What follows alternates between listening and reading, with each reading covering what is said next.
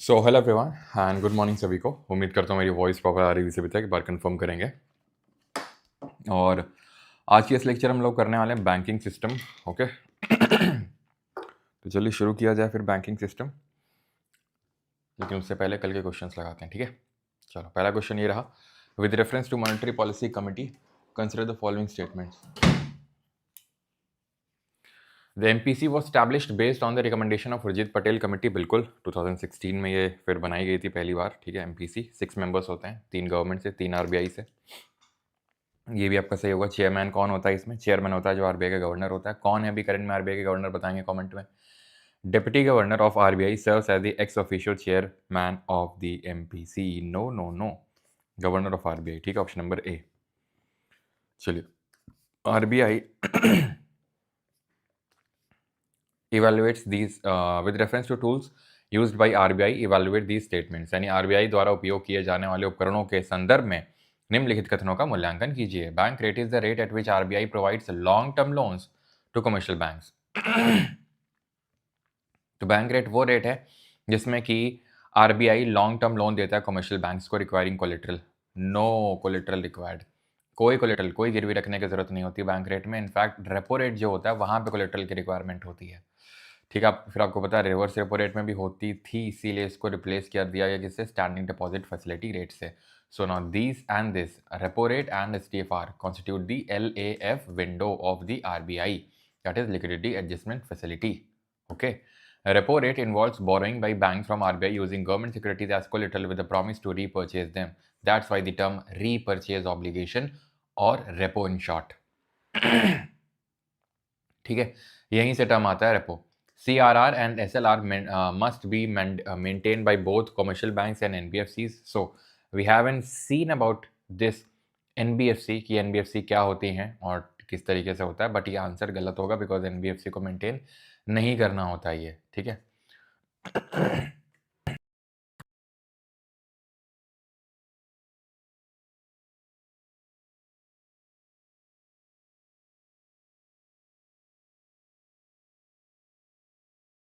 Increases, जब CRR increase करता है तो मनी मल्टीप्लायर भी इंक्रीज करता है। गलत बात, क्योंकि जब आप सीआरआर इंक्रीज करोगे, कौन इंक्रीज करेगा? आरबीआई।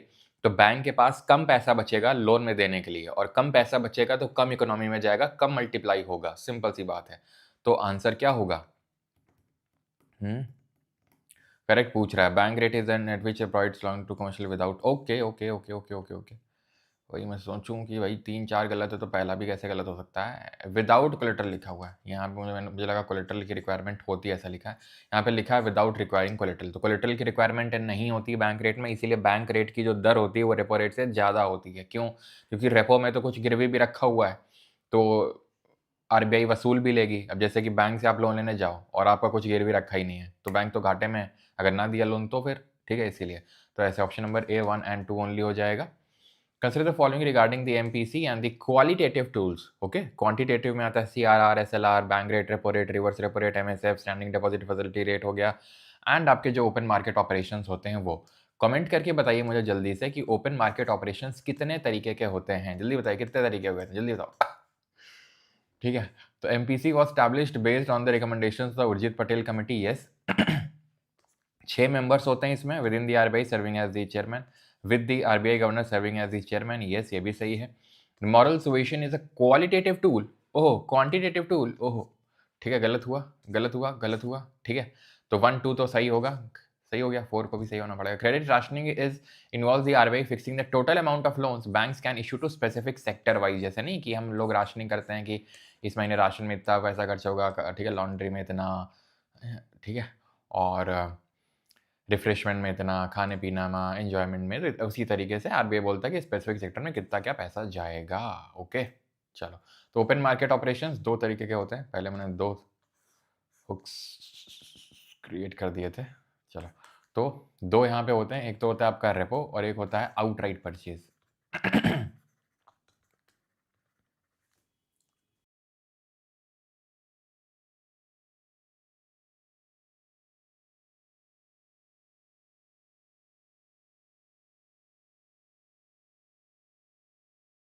होता है, ध्यान रखना ओपन मार्केट ऑपरेशन को, और किस नाम से जानते हैं जरा बताइए? एस से नाम शुरू होता है वो। और आउटराइट परचेज में क्या होता है, डायरेक्ट सेलिंग एंड बाइंग होती है गवर्नमेंट सिक्योरिटी की। Regarding the government strategy to manage the economy, consider these statements. Fiscal policy is managed by the RBI. Wrong. Fiscal policy is managed by the government of India, not the RBI. RBI जो करता है monetary policy कहलाता है, तो इसमें उल्टा लिख दिया गया, ठीक है। To control inflation government may increase taxes to reduce the disposable income of citizens. बिल्कुल सही बात है, ये एक फिजिकल पॉलिसी का टूल है जहाँ पे इन्फ्लेशन का मतलब है कि मनी सप्लाई इकोनॉमी में ज़्यादा है, लोगों के पास ज़्यादा पैसा है, ज़्यादा पैसा है तो टैक्स बढ़ा दोगे तो उनकी डिस्पोजेबल इनकम यानी इनके जो हाथ में इनकम बचेगी, जो खर्चने वाली होगी वो कम हो जाएगी, तो कम खर्चा करेंगे तो इन्फ्लेशन थोड़ा सा कंट्रोल में आ जाएगा। बिल्कुल सही है। अगर ये बिल्कुल सही है तो ये वाला नहीं होगा फिर तो। इसी तरीके से पेपर में अगर जब आप स्टेटमेंट वाले क्वेश्चन को सॉल्व करते हो और किसी स्टेटमेंट को लेके आप 100% श्योर हो, तो इसी तरीके से ऑप्शन आप एलिमिनेशन करते आगे बढ़ेंगे तो आपको आसानी रहेगी, ठीक है, सही आंसर तक पहुंचने में। थोड़ा सा टाइम भले लग सकता है, लेकिन कई बार तो हो सकता है टाइम कम भी लगे, ठीक है, लेकिन आपका सही आंसर तक आप पहुंचोगे। फैटमैन सेकेंड एडिशन, सानू कुमार रुक जाइए, ठीक है, अभी अगर आप 4.0 बैच में हैं तो एड ऑन करते चलिए, आपकी फैटमैन सेकेंड एडिशन तैयार हो जाएगी अपने आप, ओके।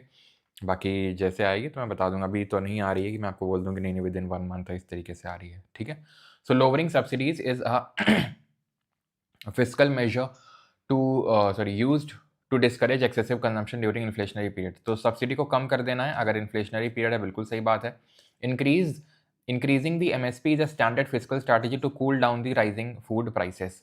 अगर फूड प्राइसेस बढ़ रहे हैं, तुम ध्यान से समझना, ठीक है, अगर फूड प्राइसेस बढ़ रहे हैं तो एमएसपी को इंक्रीज कर दो, ठीक है।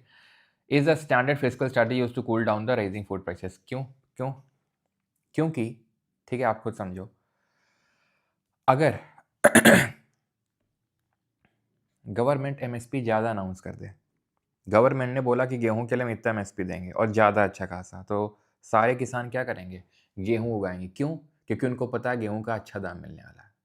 चावल के लिए बढ़ा देगी तो चावल ज़्यादा उगाएंगे। क्यों? क्योंकि किसानों को पता है चावल के अच्छे दाम मिल जाएंगे, दबा के उगाओ, ठीक। लेकिन लेकिन हम्म,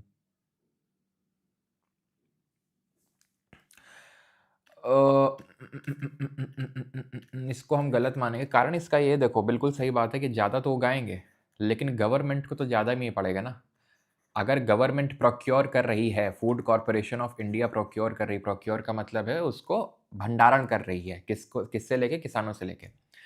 तो भाई अगर ज़्यादा दामों में, ज़्यादा हाई रेट में उसने प्रोक्योर किया है तो इनको तो फ़ायदा होगा, लेकिन एट द एंड जो कंज्यूमर रहने वाला है उसको नुकसान होगा, ठीक है।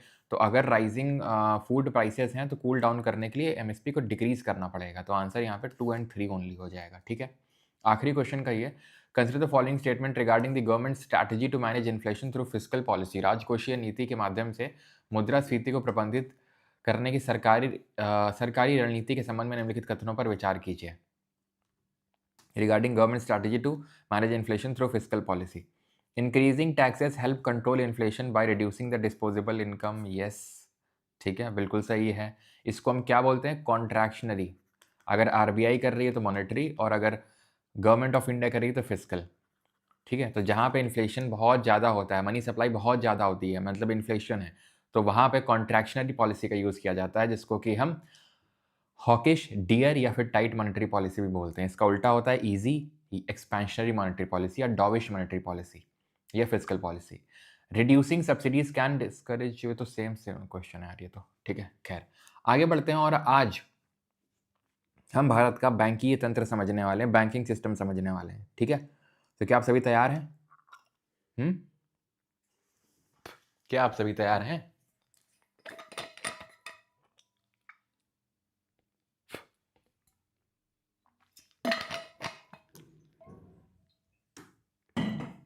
चलिए, banking is a financial activity that involves managing money and providing financial services to individuals, businesses, lend money and facilitate transactions.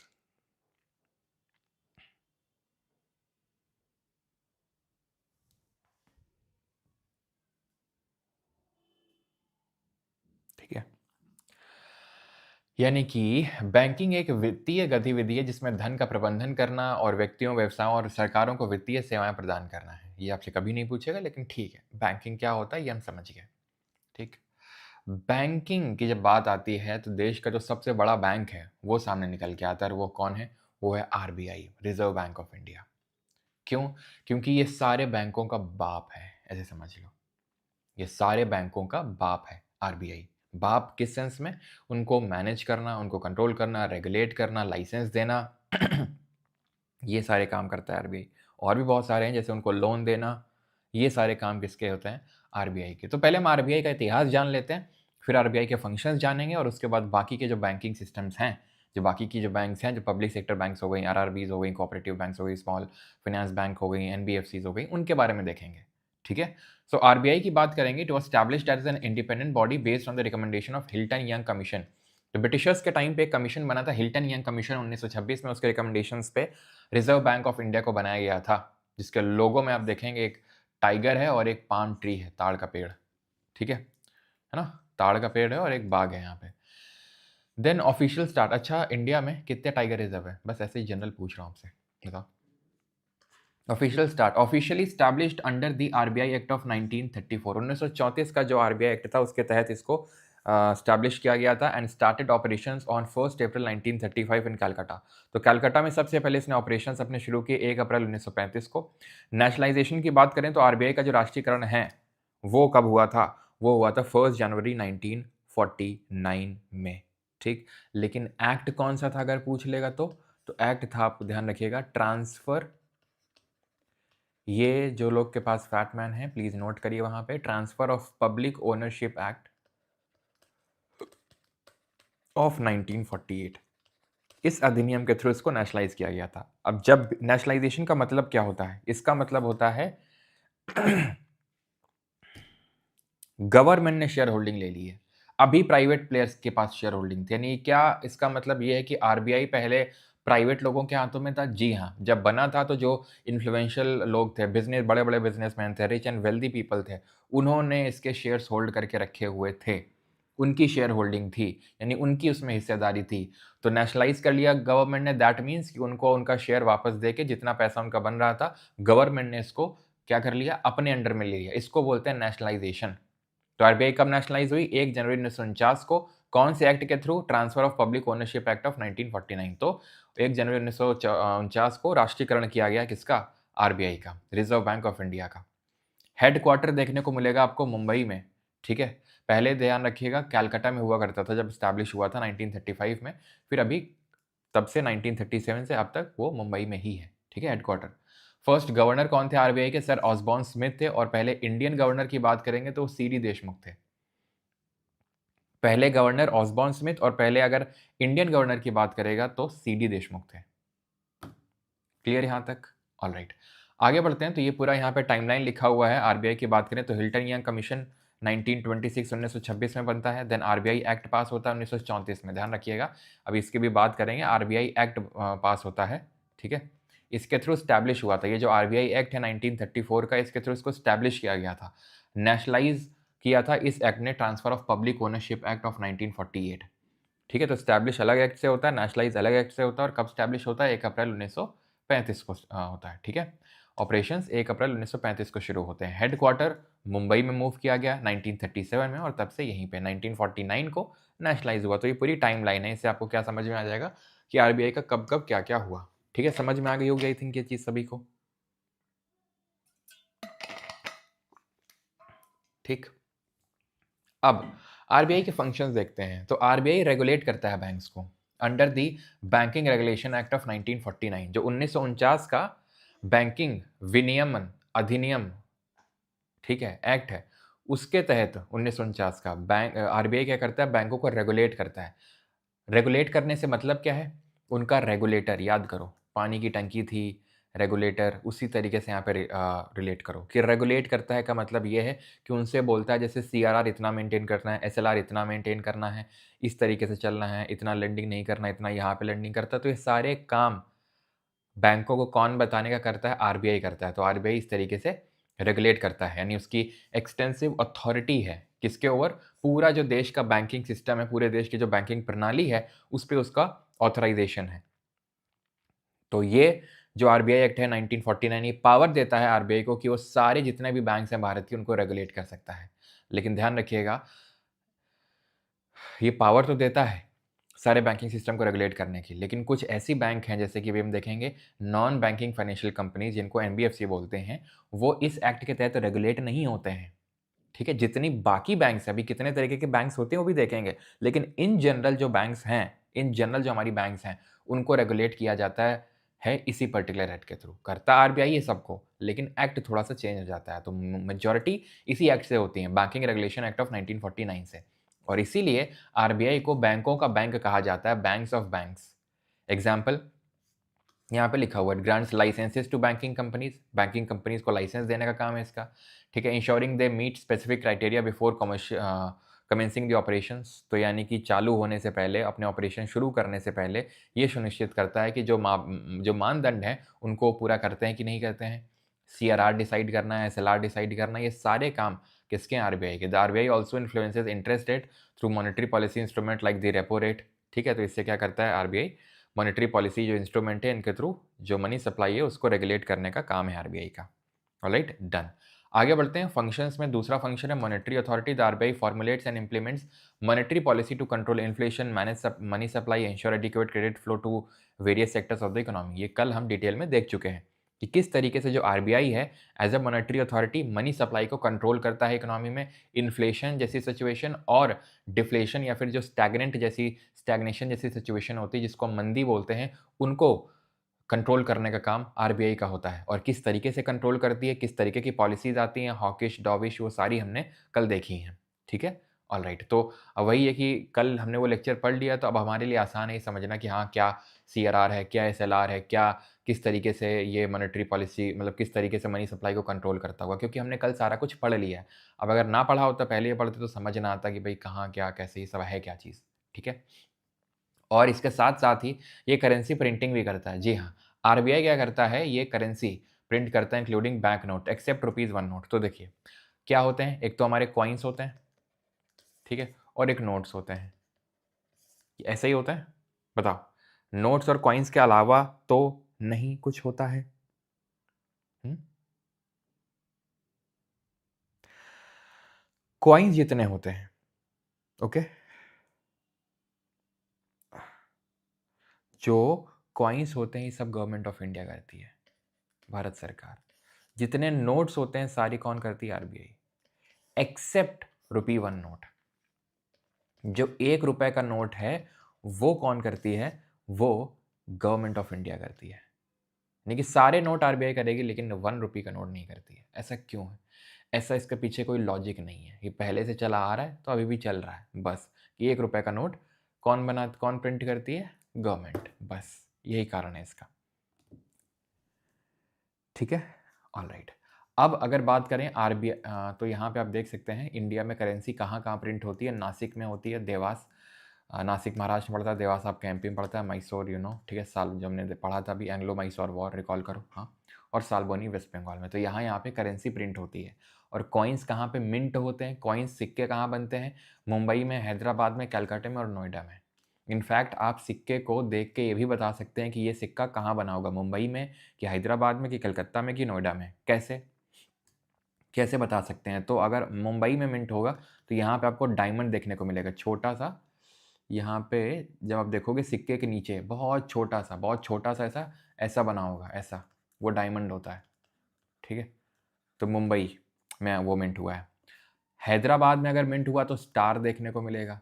Calcutta में अगर ये वो हुआ है, नहीं कोलकाता में, तो कोई मार्क नहीं देखने को मिलेगा, नो मार्क।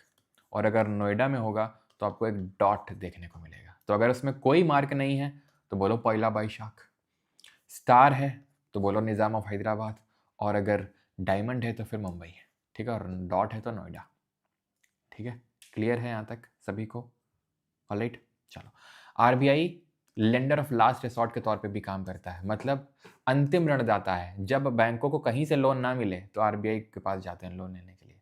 ठीक है? इस तरीके से, इस सेंस में हम बोलते हैं कि लेंडर ऑफ लास्ट रिसॉर्ट है। ध्यान रखिएगा, हम लोग यानी कि इंडिविजुअल्स, ठीक है, या कोई बिजनेस, इस तरीके से हम आरबीआई से लोन नहीं ले सकते हैं। हम बैंकिंग इंस्टीट्यूशंस के पास जाते हैं। बैंकों को आरबीआई लोन देता है, हम बैंकों से लोन लेने जाते हैं। हम डायरेक्टली आरबीआई से डील नहीं कर सकते हैं, हम डायरेक्टली आरबीआई से लोन नहीं ले सकते हैं, ध्यान रखिएगा। बहुत बेसिक सी चीज़ है आई नो, लेकिन कई बार लोग कन्फ्यूज़ हो जाते हैं, क्वेश्चन पूछ लेता है क्वेश्चन में इस तरीके से, ठीक है?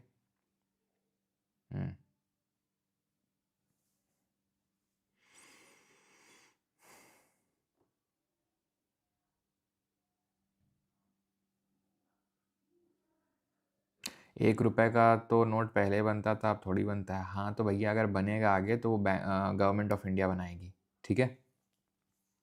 क्लियर है? अभी वॉइस ठीक है? चलो। तो सर क्या हम भी बैंक खोल सकते हैं? विनय का तो अभी बताते हैं, खुलवाते हैं बैंक, क्या क्या ज़रूरी चीज़ें होती हैं बैंक खोलने के लिए, आते हैं उस पर, ठीक है?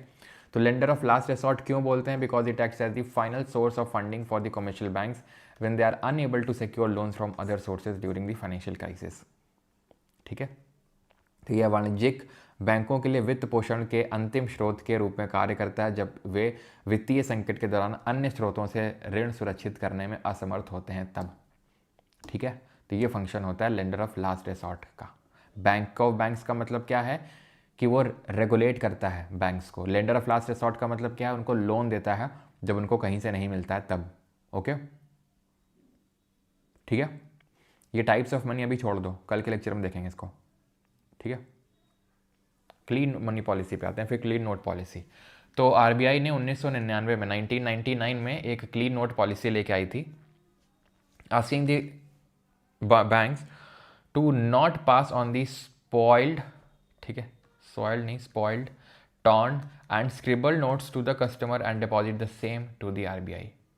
तो आरबीआई ने बैंकों को बोला था कि जो भी खराब नोट हैं उनको लोगों को ना दें, ठीक है, वापस आरबीआई में डिपॉजिट करवाएं उसको। अब आपको ऐसा भी लग सकता है कि आरबीआई मान लो कि पैसा छाप दे, हैं? क्यों? ऐसा भी तो तुमको लग सकता है कि आरबीआई क्यों ऐसा कर रही है, पैसा छाप दे। ऐसा नहीं है, पैसा छापने से आपको पता है, अब आप बता सकते हैं कि इन्फ्लेशन हो जाएगा, ज़बरदस्ती की जो इकोनॉमी हमारी वो ओवर हीट हो जाएगी, है ना, फालतू की मनी यहाँ पर इकोनॉमी में घूमने लगेगी और वो इकोनॉमी के लिए बिल्कुल अच्छा नहीं है। तो इसीलिए आरबीआई ने क्या बोला?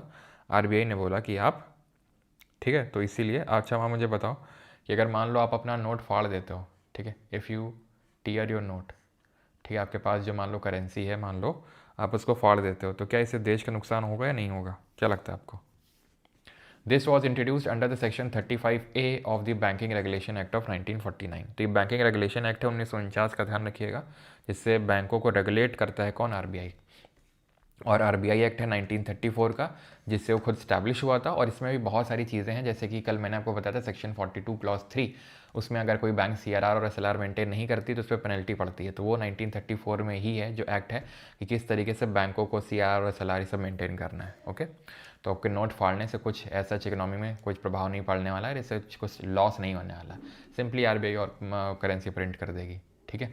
According to RBI act of 1934 banking system can be classified as, तो जो हमारा आरबीआई एक्ट है 1934 का, उसके तहत बैंकिंग सिस्टम को दो पार्ट में डिवाइड किया जा सकता है, शेड्यूल्ड बैंक्स और नॉन शेड्यूल्ड बैंक्स, ठीक है?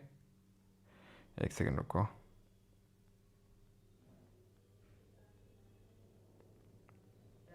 ठीक है? तो शेड्यूल्ड बैंक्स और non scheduled banks. Scheduled banks कौन सी बैंक्स होती हैं? जो शेड्यूल 2 में मेंशन्ड है, वो बैंक होती हैं। जो दूसरा जो शेड्यूल है आरबीआई एक्ट ऑफ 1934 जो उसमें मेंशन है, उनको हम शेड्यूल बैंक्स बोलते हैं, और जो उसमें मेंशन नहीं उनको non schedule.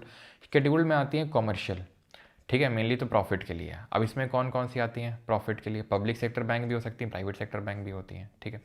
Non schedule bank से मेनली तो आती हैं कोऑपरेटिव बैंक्स, ठीक है, ये मेनली नॉन प्रॉफिट के लिए होती हैं। डिपॉजिटर्स ही इसमें ओनर्स होते हैं, डिपॉजिटर्स ही इसमें ओनर्स होते हैं, ध्यान रखिएगा, ठीक है, right? Public sector banks 12 nationalise bank से भी हम देखेंगे ये नेशनलाइज किस तरीके से भी बैंक्स। बस ये ध्यान रखिएगा कि जो आरबीआई एक्ट है 1934 का, ये बैंकों को डिवाइड करता है दो पार्ट में, शेड्यूल्ड और नॉन शेड्यूल्ड। शेड्यूल्ड का मतलब वो होता है जो शेड्यूल 2 जो आरबीआई एक्ट है 1934 का उसमें मेंशन है। इसमें आपकी कॉमर्शियल भी आ जाएंगी, कोऑपरेटिव भी आ जाएंगी। कॉमर्शियल का मतलब ये होता है जिनका सिर्फ मेन एम क्या है? प्रॉफिट। कोऑपरेटिव में क्या है? डिपॉजिटर्स ये ओनर होते हैं और नॉन प्रॉफिट होती हैं, ठीक है, यानी इनका मेन तो एम प्रॉफिट नहीं होता है, वो बात अलग है कि खैर छोड़ो। आपने सुना पीएमसी के बारे में? Punjab and Maharashtra cooperative bank के बारे में क्या घपला कर किया था उसने 2019 में। ठीक है, तो खैर शेड्यूल 2 जो है आपका, जो बैंक्स मेंशन है 1934 का जो एक्ट है शेड्यूल 2, उनको शेड्यूल बैंक्स बोलते हैं। Okay, alright. अब आते हैं हिस्ट्री बैंकिंग सिस्टम का देखते हैं। हमने आरबीआई की हिस्ट्री तो समझ ली, लेकिन बैंकिंग सिस्टम की हिस्ट्री समझते हैं। तो सबसे पहली जो बैंक स्टैब्लिश हुई थी वो बैंक ऑफ हिंदुस्तान थी। 1770 में स्टैब्लिश हुई थी कलकत्ता में। During the British rule in India 3 presidential banks, bank of Calcutta 1806, bank of Bombay 1840 और bank of Madras 1843 were eventually merged into a single bank, imperial bank of India 1921। कल एनटीपीसी की जो हमारी पीवाईक्यू सीरीज चलती है तो उसमें मैं जब करवा रहा था तो वहाँ पे क्वेश्चन पूछा गया था इस तरीके से कि बैंक ऑफ कि मतलब तीसरी बैंक कौन बनी थी, ऐसा करके कोई तो क्वेश्चन था। ठीक है, थर्ड बैंक ये जो 3 प्रेसिडेंशियल बैंक बनी थी उसमें तीसरी थी आपकी बैंक ऑफ मद्रास। पहली थी बैंक ऑफ कलकत्ता 1806 में, then bank of Bombay and then bank of Madras. Because हमें पता है, हिस्ट्री में हमने पढ़ा है कि ये जो बंगाल है, ये जो बॉम्बे और मद्रास, ये 3 इंपॉर्टेंट प्रेसिडेंसीज हुआ करती थी ब्रिटिशर्स की। ठीक है, तो सबसे पहले कलकत्ता में बनी, देन बॉम्बे में और देन मद्रास में। फिर इन्हीं को मर्ज कर दिया गया और इंपीरियल बैंक ऑफ इंडिया बना दिया गया 1921 में। और यही इंपीरियल बैंक ऑफ इंडिया बाद में नेशनलाइज करके मतलब उसका राष्ट्रीयकरण करके, यानी कि उसमें गवर्नमेंट ने अपनी पूरी शेयर होल्डिंग ले ली, उसको रीनेम कर दिया गया state bank of India SBI 1955 में। ठीक है, तो ऐसे समझो, बैंक ऑफ कलकत्ता बना, देन बॉम्बे, देन मद्रास, तीनों को 1921 में मर्ज कर दिया गया, इंपीरियल बैंक ऑफ इंडिया बना दिया गया। 1955 में यही imperial bank of India SBI बन गया। और यही SBI आपको पता है, आपको लंच का बहाना देने लगा। ठीक है, खैर the first Indian owned bank is Allahabad bank. जो पहली इंडियन ओन्ड बैंक है वो 1865 में इलाहाबाद बैंक बनी थी। RRBs वर स्टैब्लिश्ड, ये तो आप भी हम आगे देखेंगे, इसको आप अभी स्किप कर सकते हो। ठीक है, तो ये आप देख सकते हैं 1770 में बैंक ऑफ हिंदुस्तान बनती है, पहली बैंक कलकत्ता में स्टैब्लिश हुई। 1921 में इंपीरियल बैंक ऑफ इंडिया बनी, found by merging the 3 presidential bank, 3 presidential bank, 1806 Calcutta वाली, 1840 वाली बॉम्बे वाली, 1843 वाली कलकत्ता वाली, इनको मर्ज किया गया, इंपीरियल बैंक ऑफ इंडिया बनाया गया। और 1955 में 1955 में यही imperial bank of India SBI का रूप लेती है, स्टेट बैंक ऑफ इंडिया। फिर बाद में इनको क्या किया गया, नेशनलाइज किया गया, गवर्नमेंट ने इनको अपने अंडर में लेना शुरू किया। क्यों? क्योंकि यहाँ हो क्या रहा था कि जो बैंकिंग सुविधाएं हैं वो सिर्फ अमीर लोगों को मिल रही थी। क्यों? क्योंकि अमीर लोग इन बैंकों के मालिक थे। ठीक है, तो अमीर लोगों का प्रॉफिट कहाँ बन रहा था? शहरों में। तो गांव में तो बिल्कुल जा ही नहीं रहे थे, गांव और जो दूर दराज के इलाके वहाँ पे तो बिल्कुल ही नहीं जा रहे थे। तो और गवर्नमेंट बोल भी नहीं सकती थी, कुछ कर भी नहीं सकती थी, क्योंकि गवर्नमेंट की वहाँ पे कोई शेयर होल्डिंग नहीं थी, मेजोरिटी स्टेक नहीं था कि गवर्नमेंट उनको कुछ बोल सके। तो इसीलिए गवर्नमेंट ने क्या किया, नेशनलाइज किया। 1969 में 1969 में 14 बैंकों का राष्ट्रीयकरण किया गया था इंदिरा गांधी के टाइम पे। ध्यान रखना, इंदिरा गांधी इस टाइम पे प्राइम मिनिस्टर थी, और 14 बैंकों का राष्ट्रीयकरण किया गया था। RBI एक्ट आया था 1969 का, सॉरी नेशनलाइजेशन एक्ट आया था 1969 का। 1969 में एक्ट जो अधिनियम आया था उसके तहत इनको नेशनलाइज किया गया था। ठीक है, कौन सा एक्ट था? Banking nationalisation. ठीक है, नेशनलाइजेशन एक्ट ऑफ 1969 में। ठीक है, तो पहला फेज था, पहला चरण था, 14 बैंकों का राष्ट्रीयकरण किया गया जिनमें डिपॉजिट वर ग्रेटर दैन ₹50 करोड़, यानी कि 50 करोड़ से ज़्यादा डिपॉजिट था इन बैंकों का मिला के, 14 का। इनका राष्ट्रीयकरण किया गया, यानी कि गवर्नमेंट ने अपने अंडर में लिया। और 6 और बैंकों का राष्ट्रीयकरण किया गया 1980 में। इस टाइम पे चौधरी चरण सिंह प्राइम मिनिस्टर थे, ध्यान रखिएगा, और ये भी इसी एक्ट के थ्रू ही किया गया था। ठीक है, और इनका जो मतलब काइंड ऑफ डिपॉजिट था इन बैंकों में, that was greater than 200 crore. यहाँ पे 14 बैंकों का राष्ट्रीयकरण हुआ था, 50 करोड़ से ज़्यादा यहाँ पे डिपॉजिट था इनके पास। और ये जो 6 बैंक हुई 1980 में, इनका जो डिपॉजिट था वो 200 करोड़ से ज़्यादा था। ध्यान रखिएगा, नेशनलाइजेशन और कंसोलिडेशन, इन दोनों में अंतर होता है। नेशनलाइजेशन और कंसोलिडेशन में क्या अंतर होता है? जब मैं बोलता हूँ कंसोलिडेशन, ठीक है, तो कंसोलिडेशन इसका मतलब होता है बैंकों का मर्जर, बैंकों को मर्ज कर देना आपस में। क्यों मर्ज करती है गवर्नमेंट बैंक को? सो दैट बड़े इंस्टीट्यूशंस बन सकें। बड़े इंस्टीट्यूशन क्यों बन सके? सो दैट कि ग्लोबल लेवल में हमारा रिकग्निशन हो सके। अगर आज आप देखेंगे तो ओवरऑल पूरे वर्ल्ड में टॉप 100 जो बैंक है उसमें इंडिया की सिर्फ एक बैंक है।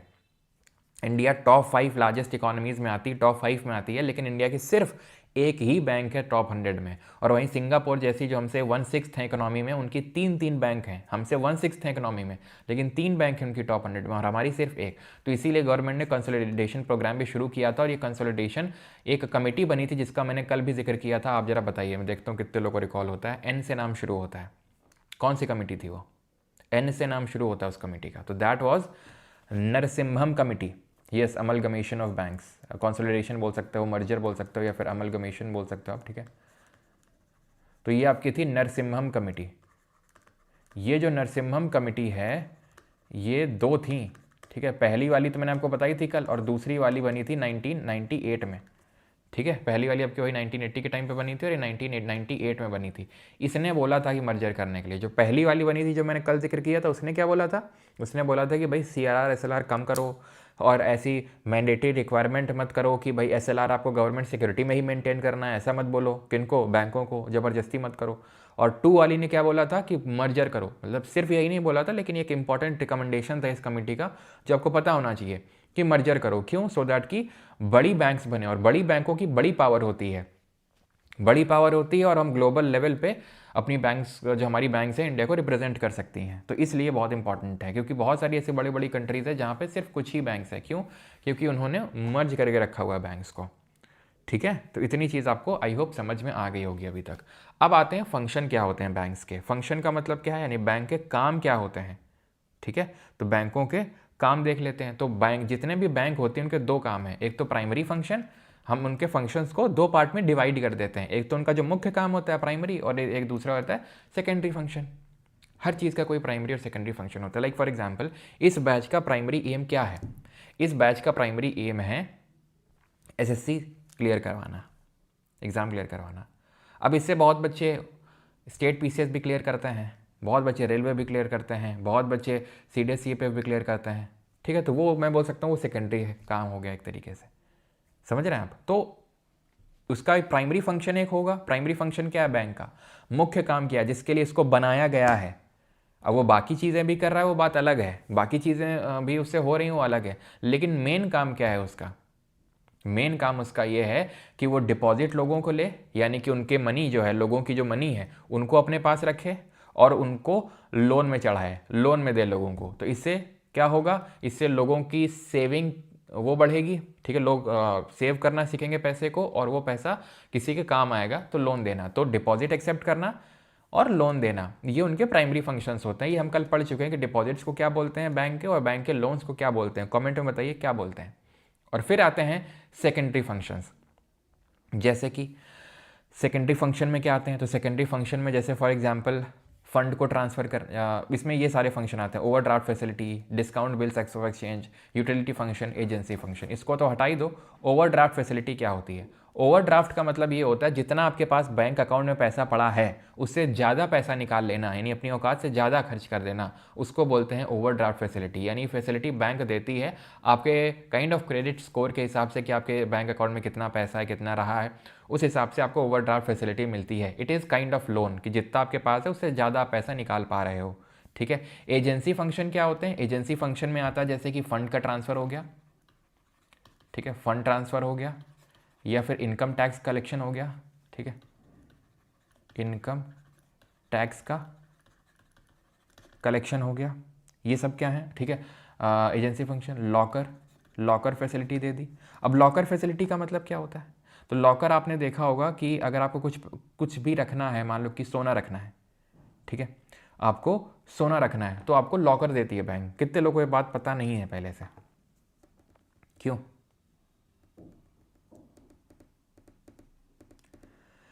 कितने लोगों को ये बात नहीं पता है? तो आपको पता होना चाहिए लॉकर भी देती है। और लोन्स क्या होते हैं? बैंक के एसेट होते हैं, और लाइबिलिटी के होते हैं डिपॉजिट्स। 2 तरीके के डिपॉजिट होते हैं, है ना, डिमांड और टाइम या फिर टर्म। डिमांड क्या होते हैं? जब आप कभी भी डिमांड कर सकते हो, सेविंग और करेंट। और टाइम आपके डिपॉजिट या टर्म डिपॉजिट होते हैं जो लॉक्ड होते हैं एक फिक्स पीरियड के लिए, फिक्स डिपॉजिट और रिकरिंग डिपॉजिट बोलते हैं, ठीक है। और कुछ यूटिलिटी फंक्शन भी होते हैं जैसे कि गारंटी प्रोवाइड करना, कि अगर आपका पैसा मान लो कुछ हो जाएगा तो गारंटी होती है। गारंटी बैंक की तरफ से होती है लगभग 5 लाख रुपए की, चाहे आपके अकाउंट में 5 करोड़ भी पड़े हो फिर भी मिलेंगे तुमको 5 लाख ही, ठीक है। कुछ आपको इन्फॉर्मेशन प्रोवाइड करना, जो नई गवर्नमेंट स्कीम वगैरह आती हैं, जीवन ज्योति बीमा और ये सब, है ना।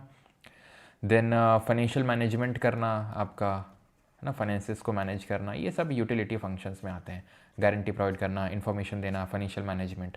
मेन तो एजेंसी फंक्शंस ध्यान रखना, जिसमें फ़ंड ट्रांसफ़र आता है, इनकम टैक्स कलेक्शन आता है, लॉकर फैसिलिटी आती है, ये एजेंसी फंक्शंस होते हैं। प्राइमरी फंक्शंस में लोन देना और डिपॉजिट लेना, ये प्राइमरी फंक्शंस होते हैं बैंक के, ठीक है। तो प्लीज़ फैटमैन में इस चीज़ को इस तरीके से चार्ट बना के लिख लो। तुम कैसे लिखोगे, ये फंक्शन ऑफ कमर्शियल बैंक डालना, फंक्शन ऑफ बैंक, हेडिंग यहाँ पे प्राइमरी, यहाँ सेकेंडरी। प्राइमरी में ये दोनों लिख लेना, लोन और डिपॉजिट, और सेकेंडरी में लिख लेना ऐसे एजेंसी और यूटिलिटी फंक्शन। एजेंसी में ही तुम ओवरड्राफ्ट को भी लिख सकते हो, एजेंसी में ही तुम ओवरड्राफ्ट को भी लिख सकते हो, चाहो तो अलग भी कर सकते हो ओवरड्राफ्ट। और ओवरड्राफ्ट मैंने आपको बता ही दिया है, समझ गए हो तो लिखने की ज़रूरत नहीं है। आप पता है कि ठीक है, ओवरड्राफ्ट मतलब अपनी जितना तुम्हारे पास पैसा है उससे ज़्यादा पैसा निकाल लेना, ओवरड्राफ्ट कहलाता है। बस एजेंसी में ये 3 लिख लेना, fund transfer, income tax collection और लॉकर फैसिलिटी, बस। और यूटिलिटी में भी चाहो तो ये लिख सकते हो, वैसे इतना पूछता नहीं है मतलब यूटिलिटी वाला, बाकी तो खैर इंपॉर्टेंट है। ठीक, आगे बढ़ते हैं। अब आते हैं आरआरबीज़ को देखते हैं, रीजनल रूरल बैंक क्या होती हैं। तो बैंकें तो हमने देख ली, ये आरआरबी क्या होती हैं। तो हमारी जो बैंक्स हैं, ठीक है, हर जगह तो नहीं जा सकती हैं, हर जगह तो ब्रांच ओपन नहीं कर सकती हैं। देखो बैंक को फ़ायदा कहाँ पे है, इन जनरल अगर हम देखें तो बैंक को फ़ायदा है कि भाई शहर में जहाँ पे बहुत ज़्यादा धंधा हो रहा है, व्यापार हो रहा है, वहाँ पे खोलो, ठीक है। तभी आप देखोगे जो इनिशियली बैंक ज़्यादातर ओपन हुई हो, गुजरात, महाराष्ट्र, यहाँ पे ओपन हुई। क्यों? क्योंकि यहाँ से माल आयात निर्यात होता था, यहाँ से खूब धंधा होता था यहाँ पे गुजरात महाराष्ट्र में, क्योंकि आयात निर्यात होता था, पोर्ट थे, ठीक है। पोर्ट होने की वजह से, बंदरगाह होने की वजह से इंपोर्ट एक्सपोर्ट होता था, तो यहाँ पर बहुत सारी बैंक बनती हैं, ठीक है। तो फिर यहाँ के लोग क्या करेंगे, जो गांव में रह रहे हैं, जो दूर दराज के इलाकों में रह रहे हैं, अगर मान लो उनको अपना पैसा कहीं पे सेव करना है, उनको लोन चाहिए, उनको क्रेडिट चाहिए, तो फिर कैसे वो लेंगे। तो इसलिए गांव-गांव तक बैंकिंग सर्विसेज प्रोवाइड करने के लिए रीजनल रूरल बैंकों को खोला गया, क्षेत्रीय ग्रामीण बैंकों को खोला गया। इसमें 50% हिस्सेदारी केंद्र सरकार की होती है, 35% एक वहाँ की कोई बैंक होगी, कोई भी बैंक, उसको क्या स्पॉन्सर बैंक बोला जाता है कि भाई तुम इस बैंक को स्पॉन्सर करोगे। जैसे ये आरआरबी खोल दिया गया, ठीक, तो कोई बैंक होगी एसबीआई की, एचडीएफसी की, तो वो as a sponsor bank act करेगी। कैसे स्पॉन्सर बैंक? क्योंकि वो एसबीआई है या एचडीएफसी है, कोई भी बैंक है, तो वो बैंकिंग सिस्टम में बहुत ही महारत हासिल है उसको, तो वो बड़ी आसानी से क्या है, उसको आरआरबी को चला पाएगा, किस तरीके से ऑपरेशंस चलाने हैं वो, इसलिए स्पॉन्सर बैंक का वहाँ पे ऑप्शन आता है। तो स्पॉन्सर करती हैं 35%, और जो बाकी का 15% होता है ओनरशिप, वो राज्य सरकार का होता है।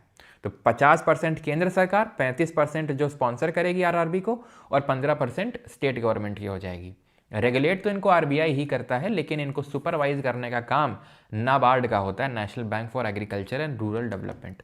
सुपरवाइज से मतलब क्या है? सुपरवाइज से मतलब ये है कि कहाँ कितना क्या कैसे क्या लोन देना है, क्योंकि एक तरीके से आरबीआई को, सॉरी आरबीआई बोल रहा हूँ, आरआरबीज को फंड मेजर करने का काम मेजॉरली नाबार्ड का होता है। वैसे तो लोग डिपॉजिट करते हैं, क्योंकि आरआरबीज को इसीलिए खोला गया कि ताकि गांव के लोग भी सेविंग सीख सकें। ऐसा ना हो कि उनको गड्ढा खोद के पैसा छुपाना पड़े, सोना छिपाना पड़े, वो अपने पैसे को सेव करना सीखेंगे, उनको उसमें ब्याज मिलेगा, रूरल इकोनॉमी चलेगी। क्यों? क्योंकि जमा करेंगे, वही जमा किया हुआ पैसा बैंक आरआरबी किसी को लोन में देंगी। किसको लोन में देंगे अभी देखेंगे, क्या देखेंगे, लोगों को देंगे? नहीं नहीं, लोगों को तो देंगी, लेकिन कुछ होता है इसमें भी, वो भी देखेंगे, ठीक है। तो सुपरवाइज नाबार्ड करेगा, रेगुलेट लेकिन आरबीआई करेगा, ठीक है, ध्यान रहेगा। अच्छा ना, और ये ध्यान, नाबार्ड को चलो पहले देख ही लेते हैं, ठीक है। तो अदर फाइनेंशियल इंस्टीट्यूशन में नाबार्ड आता है सबसे पहले, NABARD, national bank for agriculture rural development.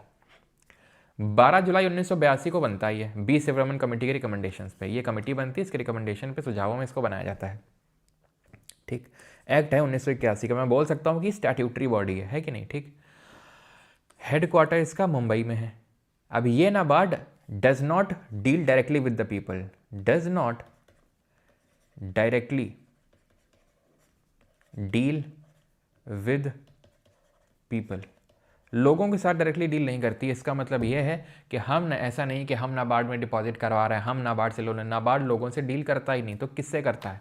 RRB से करता है। आरआरबी लोगों को जो है, इनको सुपरवाइज करने का काम, इनको पैसा देने का काम, या फिर जो बाकी बैंक हैं उनको पैसा देने का काम नाबार्ड करता है। नाबार्ड को कहाँ से पैसा मिलता है फिर? तो नाबार्ड को पैसा मिलता है जैसे उसने अपने कुछ बॉन्ड इशू कर दिए।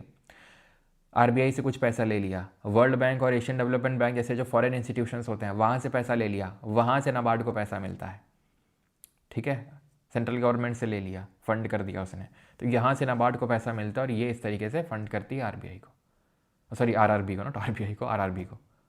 और आरआरबी यहाँ पीछे लिखा हुआ था जो मैंने स्किप करवा दिया था आपको, यहाँ पे अगर आपने देखा हो तो आरआरबी जो एक्ट है 1976 का, वहाँ पे लिखा होना चाहिए था, लेकिन यहाँ पे कहीं लिखा हुआ था, चलो कोई नहीं, यहाँ पे कहीं लिखा था ना, चलो मैं लिख देता हूँ फिर से, यहाँ पे कहीं पे तो लिखा था हुआ था, ये लिखा हुआ है, ठीक है, कि जो आरआरबी है, इनको आरआरबी जो एक्ट है वो 1976 का, उससे इस्टेब्लिश किया गया था, 1976 का जो अधिनियम आया था। इनको ग्रामीण बैंक भी बोला जाता है, और सबसे पहली जो देश में ग्रामीण बैंक खुली थी वो थी आपकी 2 अक्टूबर 1975 में मुरादाबाद उत्तर प्रदेश में प्रथम ग्रामीण बैंक, ठीक है। बाद में एक केलकर कमेटी बनी थी, उसने ये सुझाव दिया था कि ज़्यादा आरआरबीज़ मत ओपन करो, लिमिटेड आरआरबीज़ ओपन करो, अगर इस तरीके से कभी सवाल बन जाए तो, ठीक है। केलकर कमेटी बनी थी, उसके रिकमेंडेशंस थे ये, ठीक है। तो नाबार्ड के फंक्शंस क्या हैं, ये लोन ऑफर करता है, financial assistance to promote agriculture growth and rural development, यानी यह कृषि विकास और ग्रामीण विकास को बढ़ावा देने के लिए ऋण और वित्तीय सहायता प्रदान करता है। कृषि विकास और ग्रामीण विकास, यह सहकारी बैंकों और आरआरबीज़ की वित्तीय स्थिरता सुनिश्चित करने के लिए उनके कामकाज की निगरानी और विनियमन करता है। It oversees and regulates the working of cooperative banks and RRBs to ensure the financial stability, लेकिन ध्यान रखना रेगुलेट करने का काम वो आरबीआई ही करेगा mainly. Unlike commercial bank, NABARD does not provide loan और बैंकिंग सर्विसेज टू इंडिविजुअल्स, यानी लोगों को ये डायरेक्टली अपनी बैंकिंग सर्विसेज नहीं देता है, ठीक है। It provides various rural financing schemes through प्रधानमंत्री ग्रामीण आवास योजना, किसान क्रेडिट कार्ड, रुपे किसान कार्ड्स, इनके थ्रू क्या है फाइनेंशियल क्या करता है, provides various rural financing schemes, ये स्कीम प्रोवाइड करता है कौन, NABARD. In 2015 NABARD had launched initiatives E Shakti and LEDP, that is livelihood and enterprise development programme. एक ध्यान रखिएगा, नाबार्ड ने, चलो वैसे तो आई थिंक आगे देखेंगे लिखा होगा, वो नया लिखा हो तो मुझे याद दिलाना, एक SHG बैंक लिंकेज प्रोग्राम शुरू किया था उसने, किसने, नाबार्ड ने। अच्छा यहाँ तक किसी कोई डाउट तो नहीं है, आई थिंक होगा तो नहीं, लेकिन फिर भी आप बता सकते हो, किसी को यहाँ तक कोई अभी डाउट तो नहीं है ना।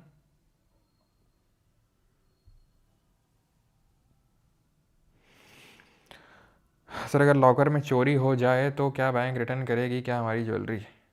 बिल्कुल करेगी, बिल्कुल करेगी,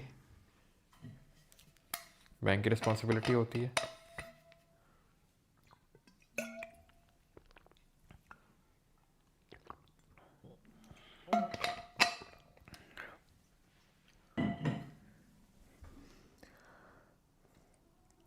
बिल्कुल ज्योति जी, वर्ल्ड बैंक भी दे देता है, ठीक है, आरआरबी को नहीं, नाबार्ड, आरआरबी को नहीं, नाबार्ड को।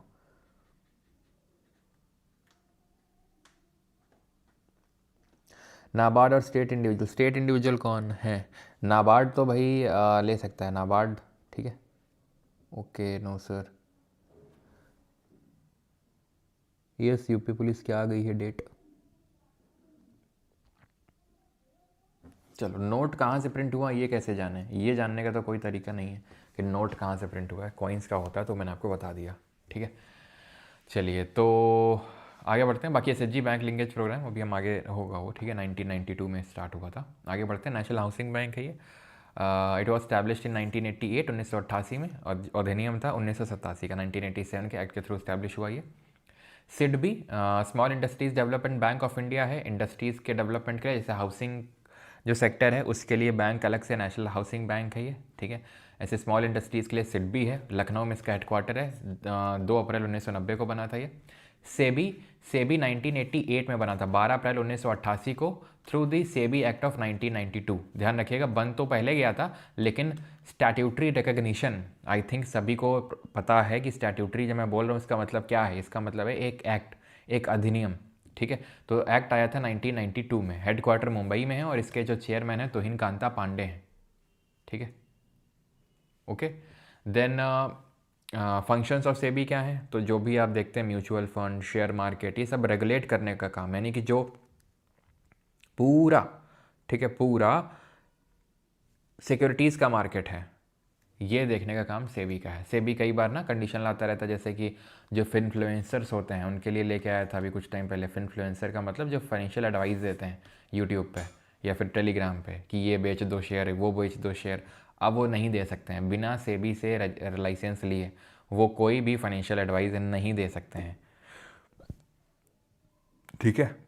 तो ये इस तरीके से सेबी क्या करता है, सिक्योरिटी मार्केट को रेगुलेट करता है, सेफ गार्ड करता है जो इन्वेस्टर्स हैं उनके इंटरेस्ट को। क्योंकि बहुत सारे ऐसे थे इन्फ्लुएंसर, ठीक है, जिनको कुछ आता जाता नहीं था, ठीक है, वो फेक करते थे अपने पोर्टफोलियो को कि देखो हमारा पोर्टफोलियो में 10 करोड़ 20 करोड़ पड़े हुए हैं।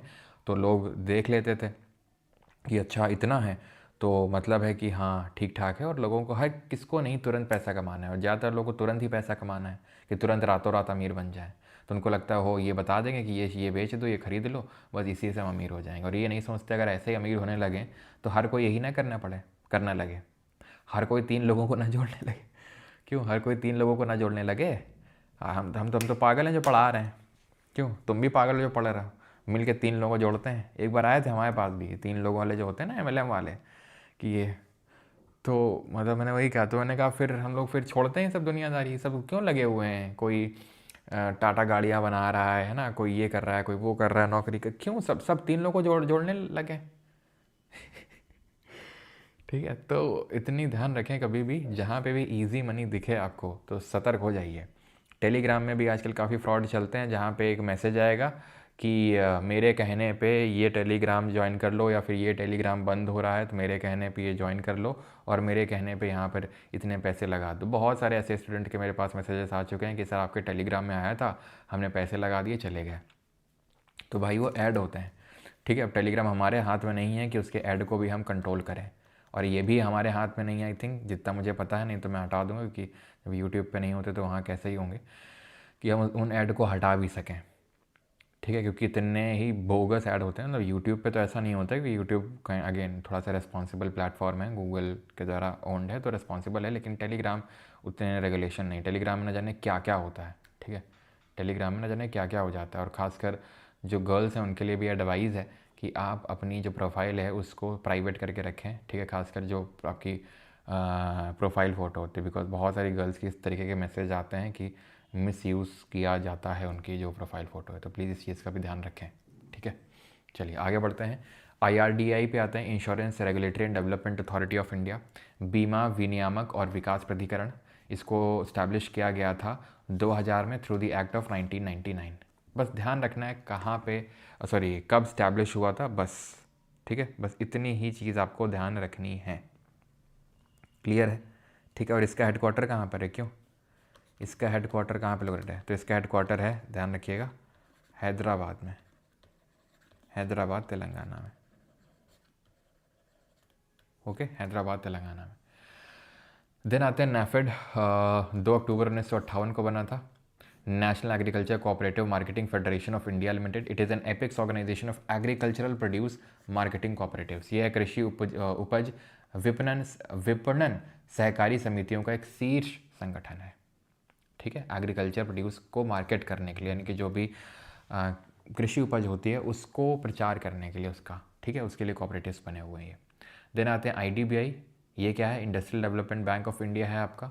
1974 में इसको स्टैब्लिश किया गया था as a subsidiary of RBI के सब्सिडियरी के तौर पे।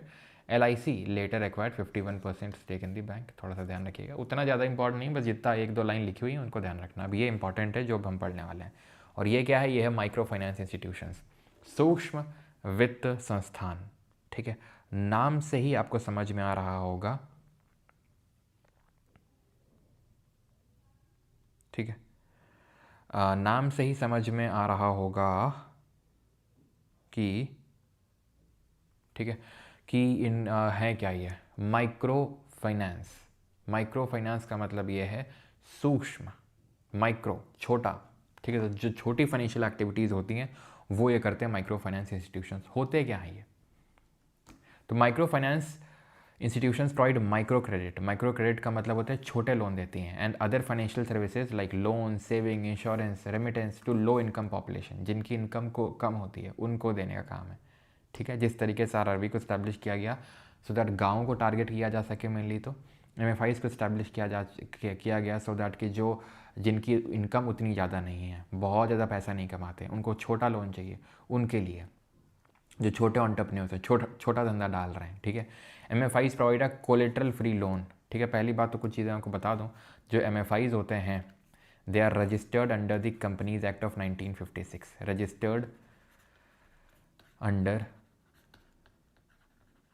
कंपनीज एक्ट ऑफ 1956, 1956 का जो कंपनीज एक्ट है, आई थिंक लिखा होना चाहिए, नहीं लिखा है, ठीक है, कोई नहीं। तो ध्यान रखिएगा जो RBI जो माइक्रो फाइनेंस इंस्टीट्यूशंस हैं ये कंपनीज एक्ट ऑफ 1956 के तहत रजिस्टर्ड हैं। जो बैंक्स है हमारी नॉर्मल जो बैंक्स हम देख रहे थे वो बैंकिंग रेगुलेशन एक्ट ऑफ 1949 के तहत रजिस्टर्ड थी, ठीक है। और ये 1956, ओके, 1956 का जो कंपनीज एक्ट है, ये चीज़ ध्यान रखेंगे। अभी तो खैर कंपनीज एक्ट 2013 हो चुका है वही, ओके। यहाँ पे अगर कोई, ठीक है, ओके, सॉरी, यहाँ पे भी हम NBFC MFI पे नहीं आए, माइक्रो फाइनेंस इंस्टीट्यूशन पहले समझ लेते हैं क्या होते हैं, फिर NBFC पे आएंगे, फिर NBFC MFI पे आएंगे, और फिर बाकी जो हमारे MFIs होते हैं उन पे आएंगे। पहले ये समझ लो MFI होते क्या हैं। तो ये समझ गए कि जो माइक्रो क्रेडिट होता है, यानी कि जो छोटे लोन देने का काम होता है इनका, इनके लोन कोलेटरल फ्री होते हैं। कोलेटरल आपको पता है, जो गिरवी जो कोई भी चीज़ होती है उसको हम कोलेटरल बोलते हैं इकोनॉमिक्स में। तो इसमें कुछ गिरवी नहीं रखना है आपको, बिना गिरवी रखे आप लोन ले जा सकते हैं अप टू, अगर आपकी इनकम है 3 लाख पर एनम, यानी इसमें लिमिट है। उन्हीं हाउस होल्ड को मिलेगा, उन्हीं लोगों को मिलेगा जिनकी सालाना इनकम 3 लाख से कम है, और उनको जो लोन मिलेगा जनरली 1 लाख या उससे कम का मिलता है। फादर किसको बोलते हैं MFI का? मोहम्मद यूनुस को। मोहम्मद यूनुस को क्यों बोलते हैं? मोहम्मद यूनुस कौन है? जो बांग्लादेश ग्रामीण बैंक का कौन है? फाउंडर है ये। और अभी जो बांग्लादेश की जो इंतरिम सरकार है, इंतरिम जो गवर्नमेंट है, जिसने कि ये माना जाता है किसी ने शेख हसीना की जो सरकार है उसको गिराने का काम किया मोहम्मद यूनुस ने, यही मोहम्मद यूनुस बांग्लादेश ग्रामीण बैंक का संस्थापक है, जिसके लिए इसको 2006 में नोबेल पीस प्राइज़ भी दिया जाता है। किसको? मोहम्मद यूनुस को। Father of micro finance institutions बोलते हैं इसको, याद रहेगा आपको, ठीक है। फर्स्ट माइक्रो फाइनेंस इंस्टीट्यूशन कौन सा था इंडिया में? सेवा, self employed women's association, which was established in Ahmedabad in 1974। पहली माइक्रो फाइनेंस इंस्टीट्यूशन थी, एक तरीके की SHG है, सेल्फ हेल्प ग्रुप है, जो एक तरीके का MFI ही होता है। तो वो 1974 में बना था अहमदाबाद में। बिजनेस मॉडल क्या होता है माइक्रो फाइनेंस बैंक्स का? The business model of micro finance banks revolves around providing small loans, छोटे लोन, लो इनकम इंडिविजुअल्स को, मेनली रूरल एरिया में, ठीक है, through various schemes and groups. ये काम होता है माइक्रो फाइनेंस बैंक्स का। जैसे कि सेल्फ हेल्प ग्रुप आते हैं, ठीक है। सेल्फ हेल्प ग्रुप क्या होता है? 10 से 20 लोगों का समूह होता है, जो BPL होते हैं, बिलो पॉवर्टी लाइन होते हैं। वो क्या करते हैं? जो साथ में आते हैं, ठीक है, अपनी लिविंग कंडीशंस को इम्प्रूव करने के लिए, ठीक है, और वो लोन लेते हैं, उनको बोलते हैं SHG, ठीक है। ये क्या करते हैं? कुछ सेविंग करते हैं, अपना बैंक में खाता खुलवाते हैं और बैंक से फिर लोन लेते हैं ये, ठीक है। और वो ग्रुप लोन होता है, ग्रुप लोन मतलब पूरा ग्रुप लोन लेता है, और वहाँ पर एक तरीके से हम बोल सकते हैं कि ग्रुप की कमिटमेंट होती है कि हाँ, हम लोन इस तरीके से पे बैक करेंगे, ठीक है। तो इस तरीके से होता है। SHG provide collateral free loans, ये कोलेटरल फ्री लोन प्रोवाइड करते हैं to members at lower interest rate than the informal sector. Self help group, और सेल्फ हेल्प ग्रुप खुद भी बैंक से क्या करते हैं?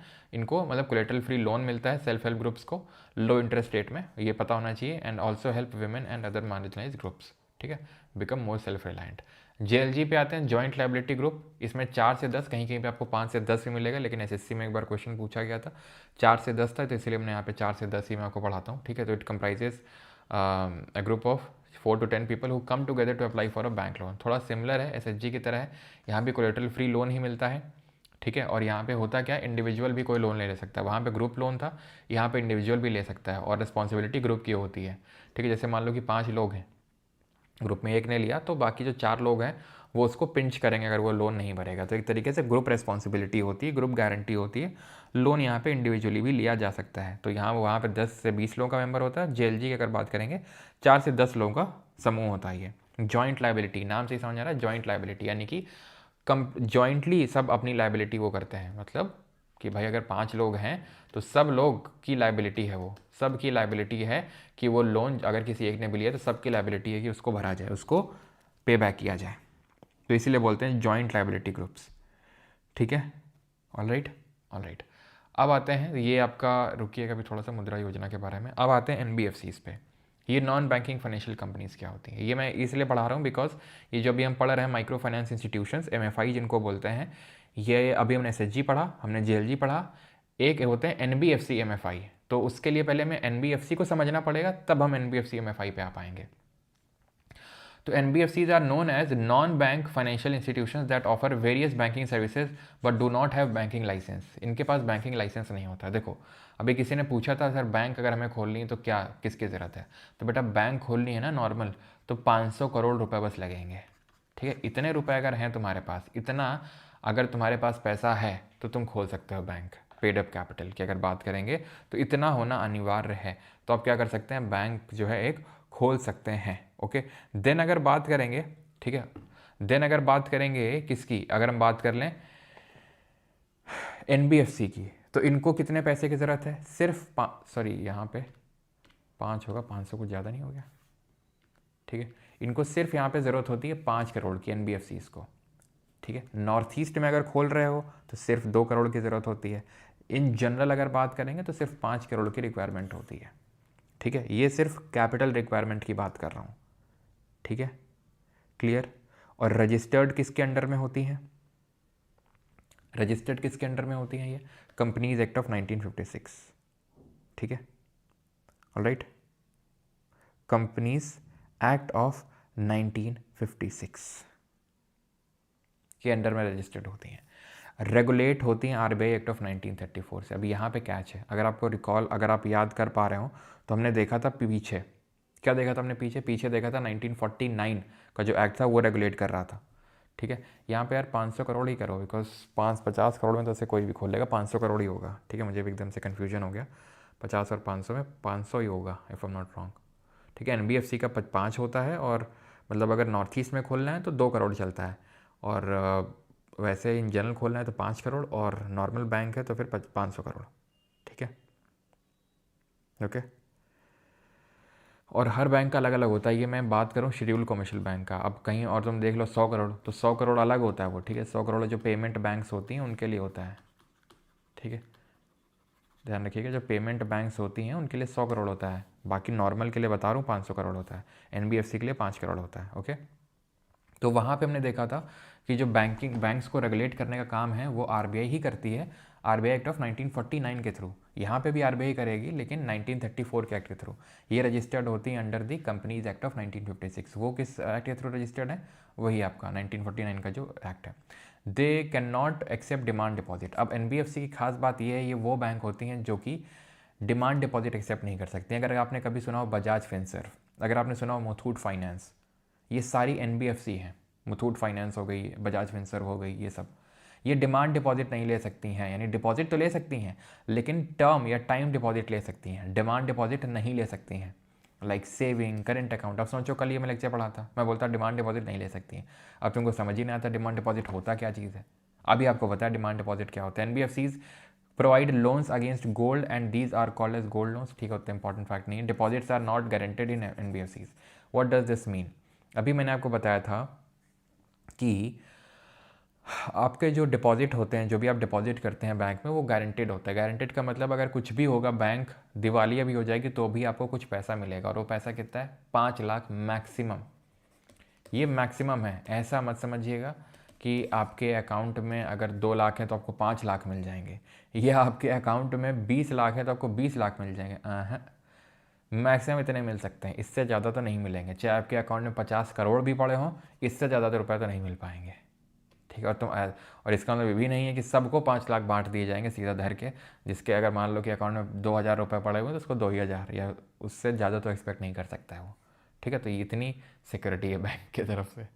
ठीक है, तो they can not accept demand deposit and can not issue cheque drawn on themselves.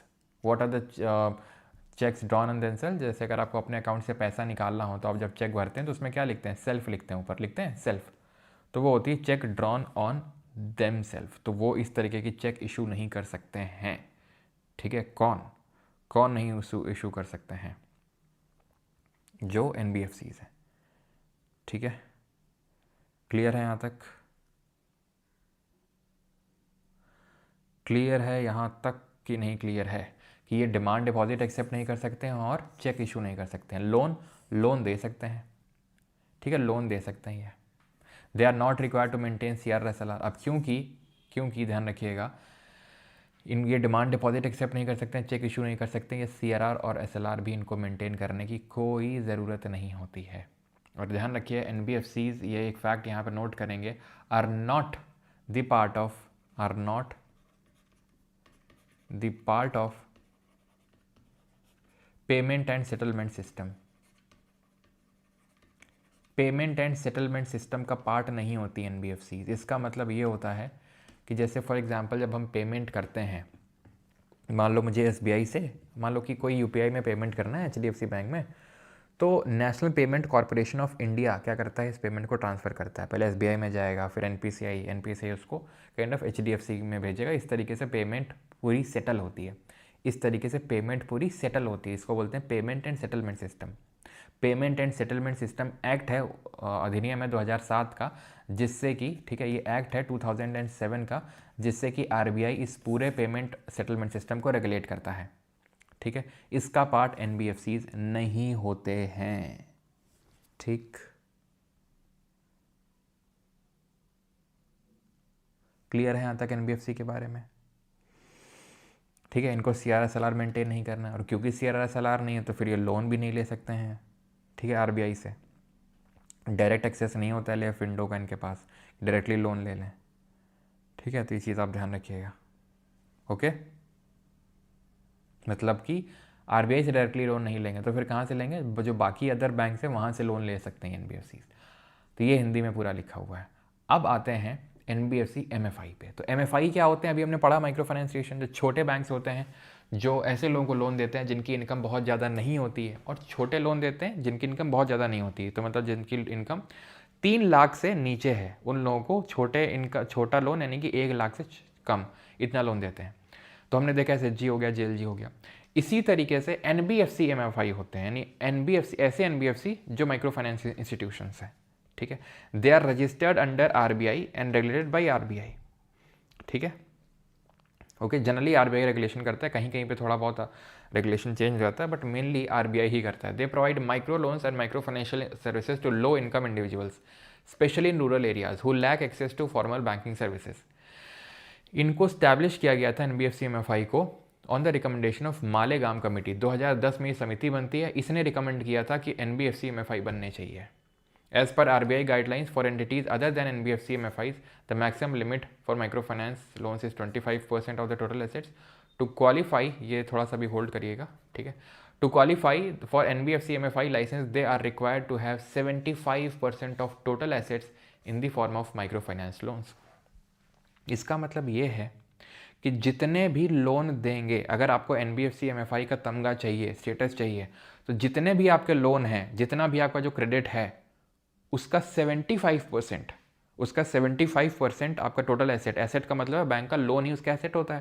तो 75% ऑफ योर एसेट यानी 75% of your loan should be in the form of micro finance loan. Micro finance loan क्या होते हैं? जिसमें कोई collateral की requirement नहीं होती है, उनको दिए जाते हैं जिन हाउस होल्ड की इनकम 3 लाख से कम है। तो ऐसे जो, अगर आपको NBFC MFI का स्टेटस चाहिए तो आपके 75% लोन्स माइक्रो फाइनेंस लोन्स होने चाहिए, सिंपल बात। ठीक है, क्लियर है यहाँ तक? अभी ख़त्म नहीं हुआ है लेक्चर, ठीक है। एक चीज़ मुझे आपको बतानी है अभी, ठीक है, फिर आप लोग डाउट पूछ लीजिएगा। अभी पहले मैं एक चीज़ बता लूँ, एंड दैट इज़, जैसे कि ये अभी हम MFI की बात कर रहे हैं, तो इसी तरीके से कुछ RBI priority sector lending target set करके रखती है। क्या सेट करके रखती है? Priority sector lending, PSL targets जिनको बोलते हैं। बैंकों को ये बोला जाता है, क्या? बैंकों को ये बोला जाता है कि आप प्रायोरिटी सेक्टर लेंडिंग करो। प्रायोरिटी सेक्टर का मतलब ये होता है ऐसे सेक्टर्स जहां पे ज़्यादा क्रेडिट देना है, ज़्यादा लोन देना है। किसको? बैंकों को। किसने बोला है? RBI ने बोला है। ठीक है, क्यों?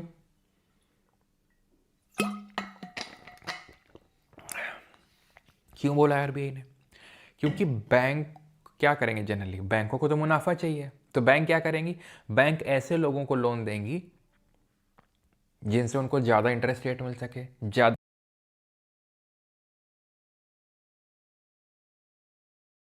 कभी बहुत गरीब आदमी को लोन नहीं देंगी, है ना, कभी नया धंधा किसी को सेटअप करना है उसको लोन नहीं देंगी, है ना, कोई ट्राइबल है उसको लोन नहीं देंगी जनरली। सिंपल सी बात है। अब मान लो कि एक कोई सूट बूट ढांस के एकदम गया है, ठीक है, और एक कोई एकदम गमछा डाल के गया, एकदम किसान सा लग रहा है, किसको बैंक वाले ज़्यादा तवज्जो देंगे लोन में? सिंपल सी बात है, जो सूट बूट पहन के गया है, क्योंकि ज़्यादा लोन भी लेगा, ठीक है, और ज़्यादा डिपॉजिट करने के भी उसके चांसेस हैं, ठीक है। अगर मान लो मैं हूँ, ठीक है, मेरा डिपॉजिट, मान लो कि मेरा डिपॉजिट है बैंक में 50 लाख रुपए, ठीक, और एक का है 5,000 रुपये, तो बैंक किसको हाथों हाथ लेगी? 50 लाख वाले को। 5,000 वाले को क्यों लेगी वो? समझ रहे हो आप? तो इसीलिए आरबीआई बोलता है कि प्रायोरिटी सेक्टर, उसने आरबीआई ने 8 कैटेगरी सेट कर रखी हैं प्रायोरिटी सेक्टर की 8 कैटेगरीज हैं, जिसमें कि एग्रीकल्चर, ठीक है, एमएसएमई ये सभी आ जाते हैं आपके। तो 8 ऐसी कैटेगरीज हैं जो पीएसएल के तहत आते हैं, और इसमें आरबीआई ने टारगेट सेट कर रखे हैं कि आपको 40% जो आपका लोन है, 40% ऑफ ANBC, ठीक है। What is this ANBC? ANBC का मतलब तुम समझ लो, एश्योर्ड नेट बैंक क्रेडिट। बड़ा लंबा चौड़ा नाम है, लेकिन आपको मैं बता दूं कुछ नहीं, जो बैंक लोन देती है ना वही है एनबीसी, अश्योर्ड नेट बैंक। अब नेट है तो मतलब ये कुछ हटा रहे होंगे, जी हाँ। तो जो बैंकों का बिल विल का है ना, बिल डेली के खर्चे हो गए, ये सारे, ये वाला पैसा हटाने के बाद जो बैंक लोन में चढ़ाती है पैसे को, उसका वो 40% जो है बैंकों को पीएसएल में देना है, अगर उसकी जो ब्रांचेस हैं 20 से ज़्यादा हैं तो, और अगर कम है तो 32% ऑफ ANBC, ठीक है, 32% ऑफ ANBC, अगर आपकी ब्रांचेस 20 से कम है तो, ठीक। और अगर आप ना, और इसमें भी सब टारगेट होते हैं, वैसे आपको बता दूं सब टारगेट कैसे। तो सब टारगेट जैसे आपको एग्रीकल्चर सेक्टर में 18% देना है ऑफ ANBC, 12% आपको जो वीकर सेक्शन ऑफ सोसाइटी है, वीकर सेक्शन में कौन आता है, वीकर सेक्शन में विमेन आती है, SC ST आता है, ओके, ट्राइबल्स आते हैं, और ट्राइबल्स वही ST वाले ही हो जाएंगे, ठीक है। तो ये सब आते हैं, इनको 12% ऑफ ANBC, वही 18% हो चाहे 12% हो, दैट ANBC मतलब assured net bank credit, simple terms में लोन जो देती है बैंक, ठीक है। और अगर मान लो ये नहीं भर पाए लोन, और सॉरी नहीं ये टारगेट सेट कर पाए तो फिर रूरल इंफ्रास्ट्रक्चर डेवलपमेंट फंड है एक आरबीआई का, उसमें डेवलप कर दो, उसमें पैसा डाल दो। तो फिर बैंक तो ऐसे वो करेंगी नहीं, इसी में पैसे नहीं डाल देंगे बाद में, नहीं, इसमें नहीं डालती हैं बैंक। क्यों? क्योंकि इसमें बहुत कम इंटरेस्ट रेट मिलता है, बहुत कम इंटरेस्ट रेट मिलता है, तो इससे अच्छा है वो समझती हैं कि हम इसको टारगेट को फुलफिल ही कर लें, या फिर अगर फुलफिल नहीं कर पा रही हैं तो ऐसे बैंकों को दे दें जिनको टारगेट अपने फुलफिल करने हैं। जैसे कि फॉर एग्जांपल अगर मैं आपको बताऊं, तो जो जैसे फॉर एग्जांपल RRBs हैं जो रीजनल रूरल बैंक है, तो इनका तो काम ही है गांव में ऑपरेट करना, तो इनके लिए पीएसएल टारगेट ज़्यादा सेट किए गए हैं। इनके लिए पता है कितने हैं? इनके लिए 75% ऑफ ANBC, क्योंकि इनको तो इसीलिए सेटअप ही किया गया है कि आप गांव में जाओ और गांव के लोगों को लोन दो, सिंपल, ठीक है। इसी तरीके से स्मॉल फाइनेंस बैंक होती हैं, स्मॉल फाइनेंस बैंक जैसे आपने सुना होगा कभी, AU स्मॉल फाइनेंस बैंक सबसे बड़ी स्मॉल फाइनेंस बैंक है, उनके लिए भी 75% होता है। बस अंतर ये होता है, ठीक है, ठीक है। अच्छा, NBFC के लिए क्या होता है? NBFC के लिए क्यों, अगर मैं बोलूं NBFC के लिए क्या टारगेट्स होते हैं, तो ध्यान रखना NBFC के लिए नो पीएसएल टारगेट्स, कोई पीएसएल टारगेट्स नहीं होते हैं, ओके। और MFI के लिए तो हम देख चुके हैं NBFC MFI कि आपका 75% जो है लोन वो माइक्रो फाइनेंस के तौर पे होना चाहिए। क्लियर है इतनी चीज़? NBFC के लिए कोई पीएसएल टारगेट नहीं, कोई CRR SLR नॉर्म्स नहीं, चेक नहीं इशू कर सकते हैं, डिमांड डिपॉजिट नहीं ले सकते हैं, ठीक है। और कंपनीज एक्ट ऑफ 1956 के तहत रजिस्टर्ड है, banking act of RBI act of 1934 के तहत RBI इनको रेगुलेट करने का काम करता है, ठीक है। क्लियर है? ओके, डन, ठीक है। अब जो कोऑपरेटिव बैंक्स हैं, जैसे खासकर जो अर्बन कोऑपरेटिव बैंक्स हैं, ठीक है, इनको ज़रा देख लीजिएगा, ये काफ़ी थोड़ा सा ना इनका खतरा रहता है, खतरा इन दी सेंस क्योंकि इनका डुअल रेगुलेशन होता है। डुअल रेगुलेशन कैसे? तो डुअल रेगुलेशन ऐसे होता है कि एक तो आरबीआई इनको रेगुलेट करेगा, ठीक है, और registrar of cooperative societies, registrar of cooperative societies उस पर्टिकुलर स्टेट का जहाँ पे सेटअप है। तो इस तरीके से डुअल रेगुलेशन होता है, जिसकी वजह से कई बार चांसेस होते हैं कि फेल कर जाएं, जैसे कि पंजाब एंड महाराष्ट्र, ठीक है, जो कोऑपरेटिव बैंक थी, पीएमसी बैंक थी, 2019 में फेल हुई थी क्योंकि आरबीआई को पता ही नहीं लग पाया और इसने ऐसे लोगों को, इन्फ्लुएंशियल लोगों को लोन देती गई, ठीक है, और उसको छुपाती भी गई और बाद में एक पॉइंट के बाद आके फेल हो गई एकदम। जब खोली इसकी किताबें तब पता चला कि यहाँ पे तो सब गड़बड़ घोटाला हो रखा है, जो लोगों ने यहाँ पैसा डाल रखा था उन सब का पैसा गया, अभी तक पैसा उन लोगों को नहीं मिल पाया, काफ़ी लोगों को। तो ये इसी वजह से होता है क्योंकि आरबीआई के अलावा रजिस्ट्रार ऑफ कोऑपरेटिव सोसाइटी भी होती है जो उस पर्टिकुलर स्टेट की होती है, और यहाँ पर पॉलिटिकल नेक्सेस बन जाते हैं तुरंत, और पॉलिटिकल इन्फ्लुएंस की वजह से जो होते हैं ना, जो बड़े बड़े बिल्डर होते हैं, ये सोसाइटी बना रहे हैं, वो सोसाइटी बना रहे हैं, वो सब यहीं से लोगों का पैसा चूसते हैं, लेते हैं, रीपे बैक करते नहीं हैं, और इस तरीके से वो पूरा फ्रॉड चलता रहता है। और इसी ऐसे आपकी पीएमसी बैंक फेल भी करी थी। तो ध्यान रखना, इसमें जो अर्बन कोऑपरेटिव बैंक होती हैं, डुअल रेगुलेशंस होते हैं आरबीआई के और रजिस्ट्रार ऑफ कोऑपरेटिव सोसाइटीज़ का, ठीक है, ऑलराइट। और यहाँ पे हमने कुछ छोड़ा था, अगर आपको याद हो, मुद्रा वाला चीज़, ठीक है, तो मुद्रा हम एक बार कवर कर लेते हैं। क्या है मुद्रा? तो एक्चुअल में ये होते हैं छोटे लोन्स जो एमएसएमई सेक्टर में दिए जाते हैं, ठीक है। This is a government scheme that promotes financial inclusion. Financial inclusion का मतलब क्या होता है? वित्तीय समावेश, यानी कि जितनी भी वित्तीय गतिविधियां हो रही हैं, जैसे पैसा सेव करना बैंक में, पैसा लोन लेना, उधार में लेना, वही सब फाइनेंशियल सर्विसेज में आती हैं।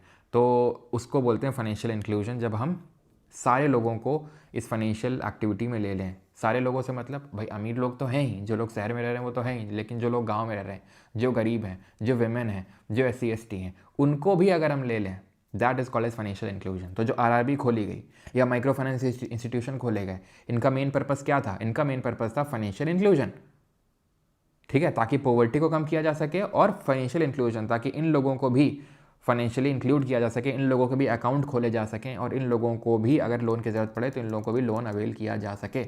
इसको बोलते हैं फाइनेंशियल इंक्लूजन, ठीक है भाई। तो ये उसी की एक स्कीम है, ध्यान रखिएगा, प्रधानमंत्री मुद्रा। ये 2015 में 8 अप्रैल 2015 में लॉन्च हुई थी, और 100% इसकी जो फंडिंग है ये कहाँ से आती है? सिडबी की तरफ से आती है। शिशु, किशोर, तरुण, पहले 3 तरीके के लोन होते थे, और अभी एक कैटेगरी और ऐड की जा चुकी है, तरुण प्लस। 50,000 तक का लोन यहाँ मिलता है, यहाँ 50,000 से 5 लाख तक का, तरुण में 5 लाख से 10 लाख, और तरुण प्लस में 10 लाख से लेके 20 लाख तक का यहाँ पे लोन मिलता है। वो डिपेंड करता है कि आपका क्या साइज़ है, ठीक है, क्या इम्पैक्ट है, उसके बेसिस पे आपको ये लोन दिया जाता है अंडर द प्रधानमंत्री मुद्रा योजना। मुद्रा का फुल फॉर्म क्या है? मुद्रा का फुल फॉर्म है micro units development and refinance agency, ये मुद्रा का फुल फॉर्म है, ठीक है। मुद्रा का फुल फॉर्म क्या है? Micro units development and refinance agency, ठीक है।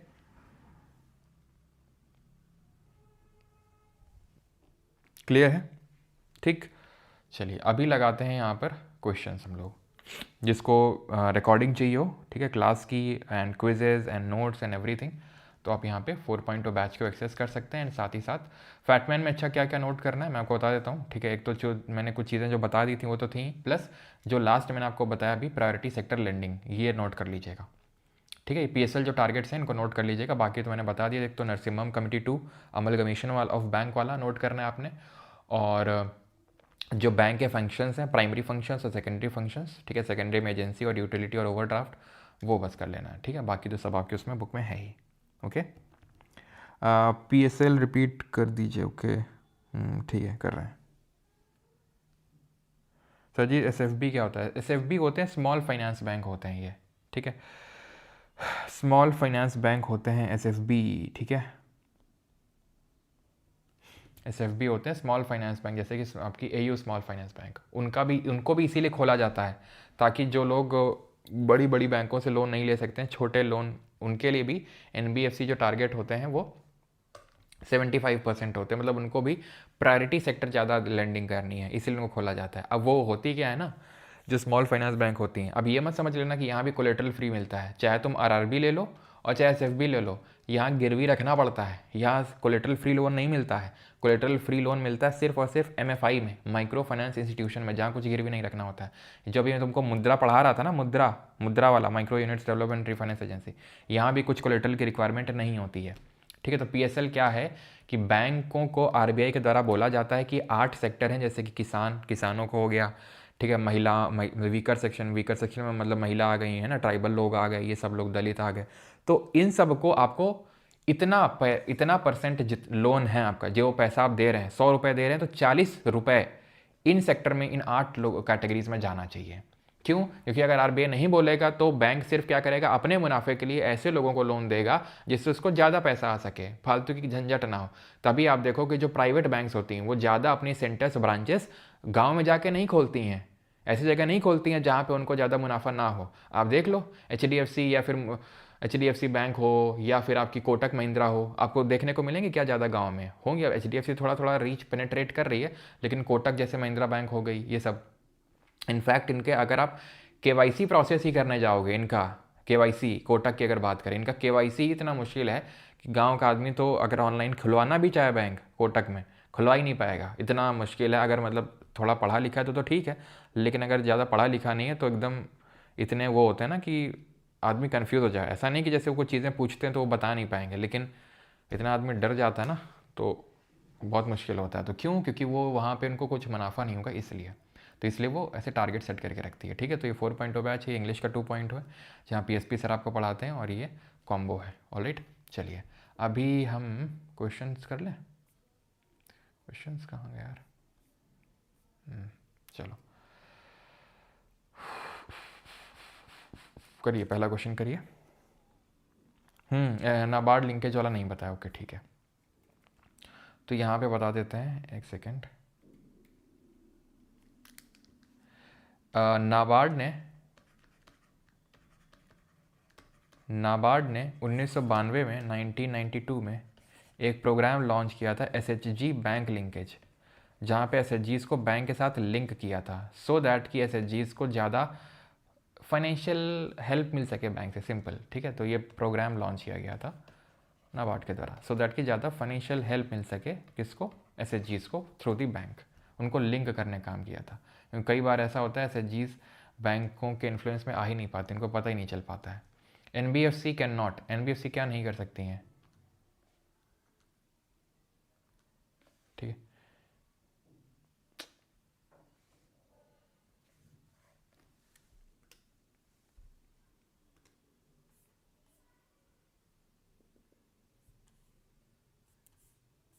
थोड़ा रुकिएगा, आई थिंक कुछ इशू हो गया है, एक सेकंड रुको।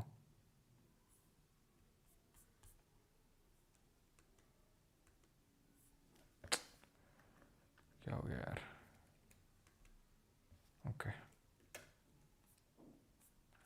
अभी स्क्रीन दिख रही है, एक बार कमेंट करना।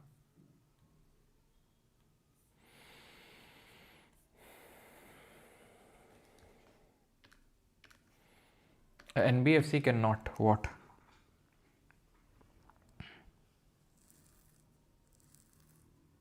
Happy birthday Richa ji. चलो, नहीं बिल्कुल अजीत नहीं है, आरबीआई में आप लोग नहीं खोल सकते हैं सर। लास्ट में नोट जाता कहाँ है? लास्ट में नोट जाता कहाँ है मतलब घूमता रहता है जब तक फट नहीं जाता है। सर टाइप्स ऑफ मनी रह गया है, वो नहीं करवाना है अभी। वो टाइप्स ऑफ मनी मैंने बोला था कल करवाऊंगा मैं, लास्ट में नहीं। टाइप्स ऑफ मनी कल के लिए बोला था वो। सर बैंक रन की सिचुएशन में सिर्फ आरबीआई ही लास्ट रिसॉर्ट लेंडर क्यों होता है, गवर्नमेंट क्यों नहीं? वही अब पैसा आरबीआई के पास होता है, आरबीआई भी खुद गवर्नमेंट को फंडिंग करती है, जिसको हम डेफिसिट फाइनेंसिंग बोलते हैं, अगर आपको याद हो। उसमें गवर्नमेंट खुद से भी पैसा प्रिंट करवाती है आरबीआई से, वो अलग बात है, लेकिन गवर्नमेंट नहीं, आरबीआई है। जैसे फॉर एग्जांपल मैं आपको बताऊं, तो जब हमारा देश आज़ाद था तो हमारे देश के पास कितने पैसे थे, कितने रुपए थे पता है? मतलब आप ये समझ लो कि 75 करोड़ रुपए सिर्फ हमें देने थे, किसको? पाकिस्तान को, जिसमें हमने 20 करोड़ तो दे दिए थे पाकिस्तान को, क्योंकि पहले आरबीआई जो है इंडिया का और पाकिस्तान दोनों का कॉमन बैंक के तौर पे एक्ट करता था। इंडिया और पाकिस्तान दोनों का कॉमन बैंक था आरबीआई। ठीक है, तो जब आज़ाद हुए, मतलब जब पार्टीशन हुआ, तो 75 करोड़ पाकिस्तान को मिलने थे, उसमें से 20 करोड़ तो हमने दे दिए थे तुरंत ही, लेकिन 55 करोड़ हमने होल्ड कर लिए थे।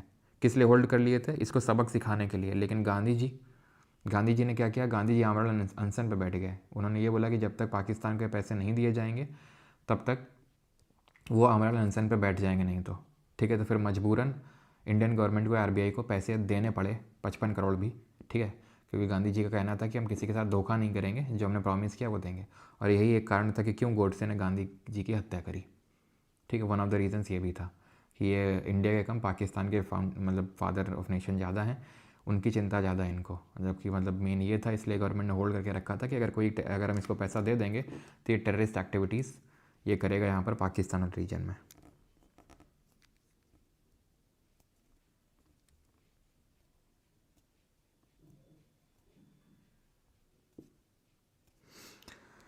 चीको तुम रोज़ यूजीसी पे कुछ बोलिए। क्या नहीं, यूजीसी पे क्या कुछ बोलते हैं? यूजीसी पे कुछ बोलिए, रोज़ यूजीसी पे कुछ बोलिए, क्यों बोलते हैं? पहले जब बोल चुके हैं तो NBFC can not give loans, तो कई गैर बैंकिंग वित्तीय कंपनियां क्या नहीं कर सकती हैं? लोन नहीं दे सकती हैं? दे सकती हैं। इन्वेस्टमेंट नहीं कर सकती? कर सकती हैं। बोरो नहीं कर सकती हैं? ठीक है, कर सकती हैं फ्रॉम बैंक्स। एनबीएफसी क्या नहीं कर सकती? Can not seek demand deposit, और चेक इशू नहीं कर सकती हैं। Which is the following statement about NBFC is not correct? Avinash ji जल्दी होगा।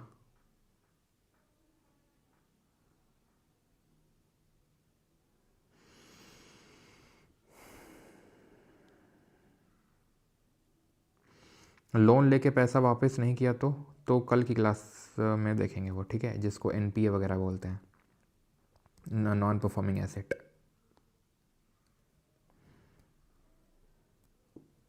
प्लीज माउंटेन पीक में डिफरेंस। माउंटेन रेंज का मतलब होता है पहाड़ों की श्रृंखला। ऐसे इनमें जो ये देख रहे हो ये पीक्स हैं, one of the highest peak है जिनको हम पढ़ते हैं, ठीक है। तो ये पीक्स हैं, ये पूरी रेंज है। NBFC is not correct. NBFC can not accept demand deposit. क्या सही नहीं है? बिल्कुल सही है। Can not give loans, not correct. Can not give loans, बिल्कुल दे सकती हैं लोन्स। डिमांड डिपॉजिट एक्सेप्ट नहीं कर सकती हैं। Can not issue cheque drawn on themselves, can not offer deposit insurance, सब सही है, और पेमेंट और सेटलमेंट सिस्टम का पार्ट भी नहीं होते हैं, लेकिन लोन तो दे सकते हैं। Which of the following is considered as an agency function of commercial bank in India? इसमें से एजेंसी फंक्शन कौन सा होता है? Acceptance of deposits, investment of surplus fund, acceptance of income tax payment, या providing overdraft facility? Agency function कौन सा है? डिपॉजिट एक्सेप्ट करना, इन्वेस्टमेंट करना, acceptance of income tax payment, या प्रोवाइडिंग ओवरड्राफ्ट फैसिलिटी? ठीक, लॉकर देना, इनकम टैक्स वो करना, ये सब क्या है? एजेंसी फंक्शन में आता है, ठीक है। नरवणे बुक के बारे में बताइए। अच्छा,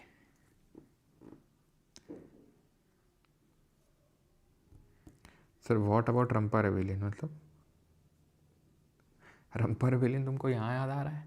about a borrower, which of the following statement about a borrower from micro finance company is not correct? Micro finance company के बारे में कौन सा सही नहीं है? The borrower should not have annual income beyond a limit.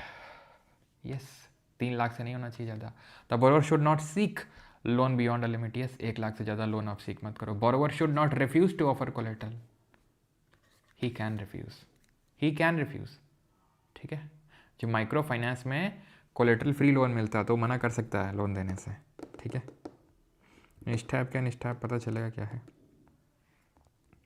The borrower should not refuse to pay any interest rate. Should not refuse नहीं भैया, इंटरेस्ट रेट तो पे करना पड़ेगा, ठीक है। इंटरेस्ट रेट तो पे करना पड़ेगा, ठीक है। ये बताओ, in India the central bank functions as the lender of last resort usually refers to which of the following? तो भारत में अंतिम उधारदाता के रूप में केंद्रीय बैंक के कार्य में सामान्यतः निम्नलिखित में से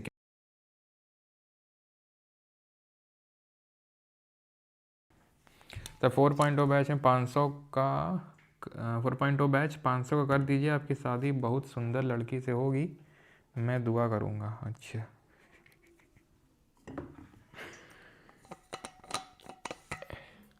और अगर 400 कर दिया तो? और अगर फ्री कर दिया तो? किससे शादी करवा दोगे मेरी? क्यों? अगर फ्री कर दिया तो किससे शादी करवा दोगे फिर? लेंडर ऑफ लास्ट रिसॉर्ट, तो lending to trade and industry bodies when they fail to borrow from other sources, providing liquidity to the banks, providing sorry lending to governments to finance budgetary deficits. देखो budgetary deficit करने के लिए finance तो करता है RBI, लेकिन lender of last resort क्यों बोलते हैं उसको? इसलिए बोलते हैं क्योंकि, ठीक है, तो ये तो नहीं होगा, क्योंकि it provides liquidity to the banks having temporary crisis. ठीक है, इंडस्ट्रियल बॉडीज़ को नहीं, बैंक्स को जब प्रोवाइड करता है उसको बोलते हैं। ठीक है, चलो अगला,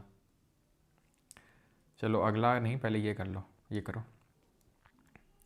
सनी लियोनी, अच्छा, ओके ओके ओके।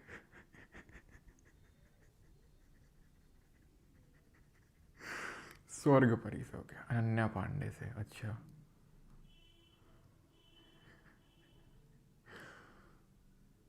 इंद्रलोक की अप्सरा से, ओहो, ये इंद्रलोक कहाँ पड़ता है भाई? सिडनी स्वीनी, ये कौन है भाई? पहली बार नाम सुन रहा हूँ। प्लास्टिक मनी, हॉट मनी, भैया मेरे जतिन, क्या तुम लोग सो रहे होते क्या बीच में? अभी बताया 2 बार, बीच में फिर बताया, अभी 5 मिनट पहले ही। तो छोटा नहीं है, अभी करेंगे उसको हम लोग। हो सकता है कि पीछे कोई लोग देख रहे होते हैं, मुझे ऐसा लगता है कभी कभी। बच्चे सुंदर सुंदर होंगे अगर फ्री कर दिए तो, अच्छा। और मान लो हम पैसा तुमको दे दिए वापस, अगर मान लो तुम बैच लो हमारा, हम तुमको पैसे दे दें फिर? तो governor of RBI is appointed by the central bank और सेंट्रल गवर्नमेंट। पढ़ो, ऐसा नहीं कि बस तुरंत ये तो आईएएस का क्वेश्चन है, हाँ हम तो ऐसे सीखते, हम नहीं करोगे। ठीक है, the central certain provisions in the constitution of India give the central government the right to issue directions to the RBI in public interest. अब ध्यान से पढ़ो, certain provisions in the constitution of India give the central government the right to issue directions। यानी संविधान में ऐसा लिखा हुआ है, ठीक है, संविधान में ऐसा लिखा हुआ है कि गवर्नमेंट डायरेक्शन दे सकता है आरबीआई को। कभी मैंने पॉलिटी में तुमको ऐसा पढ़ाया? कहीं ऐसा आरबीआई आरबीआई कहीं लिखा हुआ है? कहीं आरबीआई शब्द ही नहीं लिखा हुआ पूरे संविधान में, तो कहाँ इस तरीके का लिखा होगा? संविधान में बोल रहा लिखा है, खत्म। हल्का क्वेश्चन था। श्रद्धा कपूर, अच्छा, मिस यूनिवर्स। इंदर लोग दिल्ली में है, अच्छा, तो वहाँ की कौन सी परी है भाई? एक बोल रहा निर्मला ताई, अच्छा, हाँ आपको दुआ देंगे बेटा, दुआ नहीं चाहिए हमको, कुछ गुड और सर्विस चाहिए मुझे, दुआ नहीं चाहिए। ठीक है, फिर मुझे कुछ टैंजिबल चीज़ चाहिए, ठीक है, टैंजिबल चीज़, दुआ से काम नहीं चलेगा। आपके पोते पोती भी सुंदर होंगे, अच्छा बेटा। नहीं नहीं, पोते पोती नहीं होंगे वो तो फिर उसके बाद में बताओ अब क्या ऑप्शन बचा है। Consider the following statement. The SHG program was originally initiated by the State Bank of India, providing NABARD ने शुरू किया था 1992 में एसएचजी बैंक लिंकेज प्रोग्राम। ठीक है, अभी पढ़े थे हम लोग, ठीक है, तो पहला गलत, तो ये तो नहीं होगा।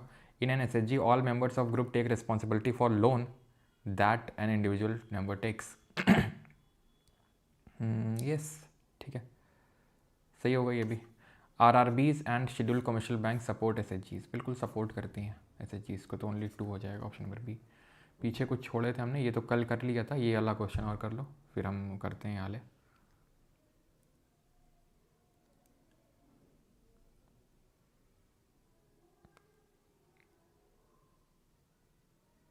सब आप लालची हो गए, अच्छा, कोई बोल रहा है, अच्छा कौन बोल रहा है? Which of the following are the sources of income for the Reserve Bank of India, RBI? Buying and selling the government bonds। RBI के सोर्सेज क्या इनकम का? गवर्नमेंट बॉन्ड्स सेल और बाई करना, बिल्कुल, गवर्नमेंट सिक्योरिटीज़, ठीक है। Buying and selling of foreign currency, pension, देखो pension fund management नहीं है, पेंशन मैनेज नहीं करता ही है, उसके लिए PFRDA करके होता है, pension fund regulatory authority of India, ठीक है, जो मैनेज करता है। Lending to private companies and promoting printing and distributing currency notes, ठीक है, ये भी होगा, लेकिन ये आपका नहीं होगा। लेंडिंग टू प्राइवेट कंपनीज़ को लेंड नहीं करता ये, तो 1 2 5 आंसर हो जाएगा ऑप्शन नंबर डी। ओके, चलो अब लगाते हैं क्वेश्चंस ये वाले। ये वाला क्वेश्चन करो पहले। 6 बैंकों को कब राष्ट्रीयकरण किया गया था? तो हमें पता है राष्ट्रीयकरण जो है 2 फेजेस में हुआ था, ठीक है। 2 फेजेस में होता है। 2 फेज़ कौन कौन से हुआ था? पहला वाला 1969 में इंदिरा गांधी के टाइम पे, और दूसरा फेज़ हुआ था 1980 में, 1980 में। यहाँ 14 बैंक्स नेशनलाइज हुई थी जिनका पेड अप कैपिटल फेड डिपॉजिट लगभग आप ये बोल सकते हो कि था 50 करोड़ से थोड़ा ज़्यादा था, और इनका था जो बाकी की हमारी बैंक्स हुई थी 6 बैंक्स, उनका 200 करोड़ से ज़्यादा। तो ये कब हुई थी? 1980 में। Okay, option number C. How many additional banks were nationalize in, तो वही अगेन 6 हो जाएगा। ठीक है। In which of the following cases does union have exclusive power, तो इनका एक्सक्लूसिव पावर कहाँ पे है?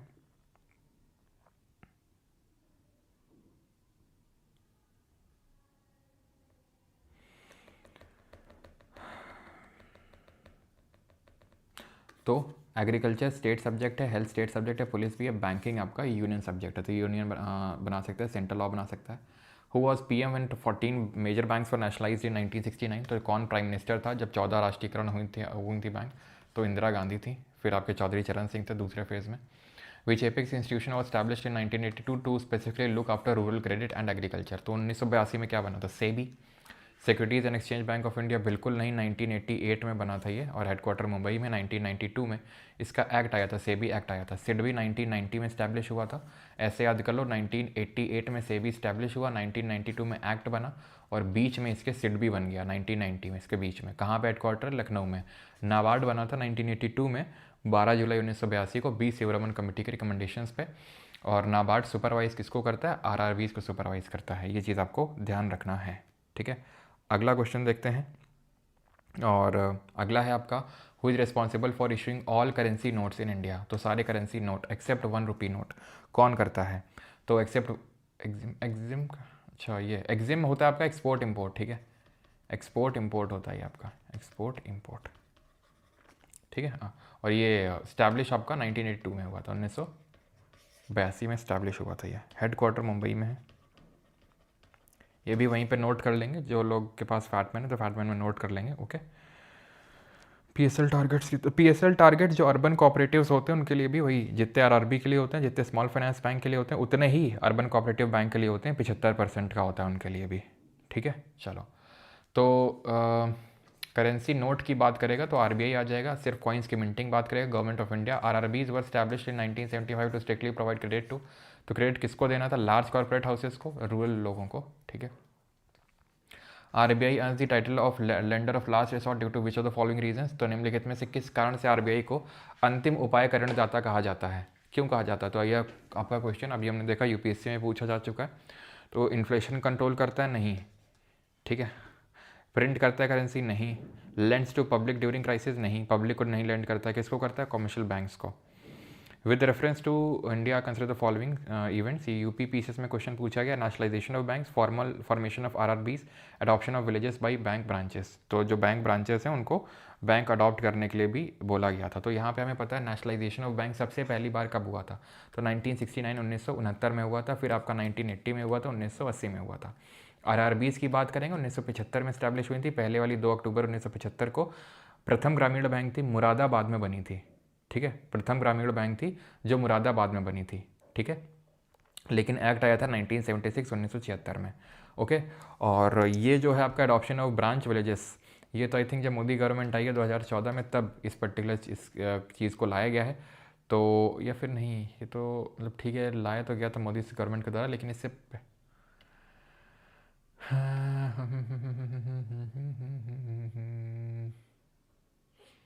1969 होगा, 75 होगा, तो 1 क्या है यहाँ पे? जो तो फॉलोइंग, ओके, मुझे लगा इसको उसमें लगाना है ऑर्डर में। इसमें पूछ रहा है कि किसको फाइनेंशियल इंक्लूजन किसको किया जा सकता है, फाइनेंशियल इंक्लूजन। तो RRBs वाला है फाइनेंशियल इंक्लूजन, और ये फाइनेंशियल इंक्लूजन है। नेशनलाइजेशन का फाइनेंशियल इंक्लूजन से कोई लेना देना नहीं है। RRBs जो ओपन करी गई गाँव में, सो दैट वहाँ पहुँच सके, और ये ठीक है। ओके, ये तो आई थिंक 1960 में आया था, लेकिन यहाँ मुझे लगा ऑर्डर में लगाने के लिए आएगा, लेकिन ऑर्डर का नहीं है ये। चलो आगे बढ़ते हैं। Which of the following is not an aim of the micro, पता नहीं, मुझे ऐसा लग रहा है क्वेश्चन ऑर्डर में के लिए भी आ चुका है, पता नहीं जो भी हो, खैर, लेकिन इसका आंसर तो 2 और 3 होगा। Which of the following is not an aim of the micro finance institution in India, निम्नलिखित में से कौन सा भारत में सूक्ष्म वित्त संस्थानों का उद्देश्य नहीं है? तो माइक्रो फाइनेंस इंस्टीट्यूशन, यहाँ पे माइक्रो नान्स हो गया, माइक्रो फाइनेंस होगा। प्रमोटिंग वेमेन एम्पावरमेंट, बिल्कुल है। Decreasing the house hold income है, हाउस होल्ड इनकम को डिक्रीज क्यों करना है? Which of the following is the role of micro finance institution, SSGD, micro finance institution का क्या रोल होता है? Offering financial services to the high income group, नहीं, low income group. What was recommendation regarding the entry of foreign banks in India? Bharat में विदेशी बैंकों के संबंध में क्या सिफारिश थी कि विदेशी बैंकों को स्वतंत्र रूप से संचालन की अनुमति दे दें, यानी कि फ्रीली ऑपरेट कर सकें जो हमारी फॉरेन बैंक्स हैं। तो ऐसा फ्री ऑपरेशन, फ्री हैंड तो नहीं दिया जाएगा, थोड़ा सा एक्सट्रीम साइड में जा रहा है अगर आप देखें तो, ठीक है। ओके, तो ये वाला तो आपका नहीं होगा। Restrict foreign banks to urban areas, पूरी तरीके से रिस्ट्रिक्ट ही कर दो फॉरेन बैंक्स को, ये भी अगेन ये ऑपरेट फ्रीली, ये भी थोड़ा सा अगर हम देखें तो एक्सट्रीम है। रिस्ट्रिक्ट कर देना पूरी तरीके से, ये भी थोड़ा सा एक्सट्रीम है। बैन कर देना, ये तो और एक्सट्रीम है। एनकरेज करना, ये थोड़ा सा जर्नलिस्टिक टाइप है, यानी कि जैसे हम बोलते हैं ना बुद्ध जी का जो मध्यम मार्ग होता है कि दोनों एक्सट्रीम्स में नहीं जाना, बीच में, तो मध्यम मार्ग के तरीके से, ठीक है। एनकरेज करना है फॉरेन बैंक्स को ताकि वो अपने ऑपरेशंस को और एक्सपैंड करें इंडिया में। Arrange the following RBI governors in the correct chronological order of their tenure, ठीक है। तो जो RBI यहाँ पर गवर्नर्स दिए हैं उनके टेन्योर के हिसाब से आपको लगाना है। पहले तो हमने देखा था ऑसबॉर्न स्मिथ थे, फिर इंडिपेंडेंस के बाद सर CD देशमुख जी बने, ठीक है। लेकिन यहाँ पे YV रेड्डी जो कि 14th फाइनेंस कमीशन के चेयरमैन भी थे, ध्यान रखना, ये 2003 से लेके 2008 तक थे, ठीक। D सुब्बा राव की बात करेंगे तो लगभग 2008 से लेके 2013 तक। उर्जित पटेल की बात करेंगे 2016 से लेके 2018 तक थे। और संजय मल्होत्रा अभी करंट में है, ठीक है, इज़ दी करंट गवर्नर, ठीक है, ऑफ RBI। ऑलराइट, तो अरेंज करना है अपने को, तो कर देते हैं 1 2 3 4, ऑप्शन नंबर डी, ठीक है। 1 2 3 4 इसका सही आंसर हो जाएगा, ठीक है। चलो आगे बढ़ते हैं। The banking laws amendment bill passed in the Rajya Sabha in March 2025 extended the tenure of directors of cooperative banks to how many years? तो जो ये राज्यसभा में बिल पास हुआ था, इसने कितने टेन्योर से एक्सटेंड कर दिया, बताइए। 10 साल आंसर होगा, ऑप्शन नंबर ए। थोड़ा करंट अफेयर से था वो। Which of the following was among the first financial institutions in India to receive an in principle approval from the RBI to set up a bank in the private sector? किसको मिला था in principle कि भाई आप private sector में भी setup कर सकते हो? कोटक, HDFC, इंडसइंड या Axis bank? HDFC limited, option number B, ठीक है। फर्स्ट फाइनेंशियल इंस्टीट्यूशन था to receive approval from RBI to set up bank in the private sector. What is the tenure of the central board of directors in RBI? बताइए, जो central board of directors होते हैं RBI में, उनका tenure क्या होता है? ये NTPC का सवाल है।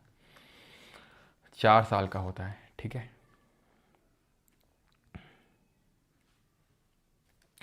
Liberalization enabled more autonomy and competition in the banking sector. Which of the following was the first private bank to be set up in India after the 1991 का जो रिफॉर्म्स हुए थे? तो जो 1991 के रिफॉर्म्स, उसके बाद पहली बैंक कौन सी सेटअप हुई थी? अभी हमने देखा HDFC बैंक।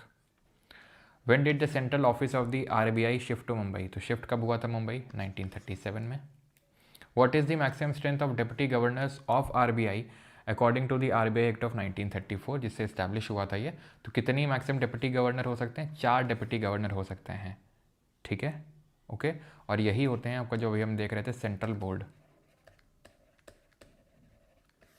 ठीक है। सेंट्रल बोर्ड में अगर बात करेंगे तो 1 गवर्नर आता है प्लस, ठीक है, 4 डिप्टी गवर्नर, और 4 से ज़्यादा नहीं, मतलब नॉट मोर देन 4। 1 गवर्नर तो होगा ही, और not more than 4 deputy governor, यानी मैक्सिमम 5 लोग हो सकते हैं। Dash is an authoritative and self-regulatory organization and whose primary objective is to work towards the robust development of microfinance sector. तो microfinance sector में कौन वर्क करता है? Self help group association, micro finance institutions network, micro finance and investments regulatory authority या नाबार्ड? तो micro finance institutions network होगा, option number B, ठीक है। CGL 2024 का सवाल है ये, करिए।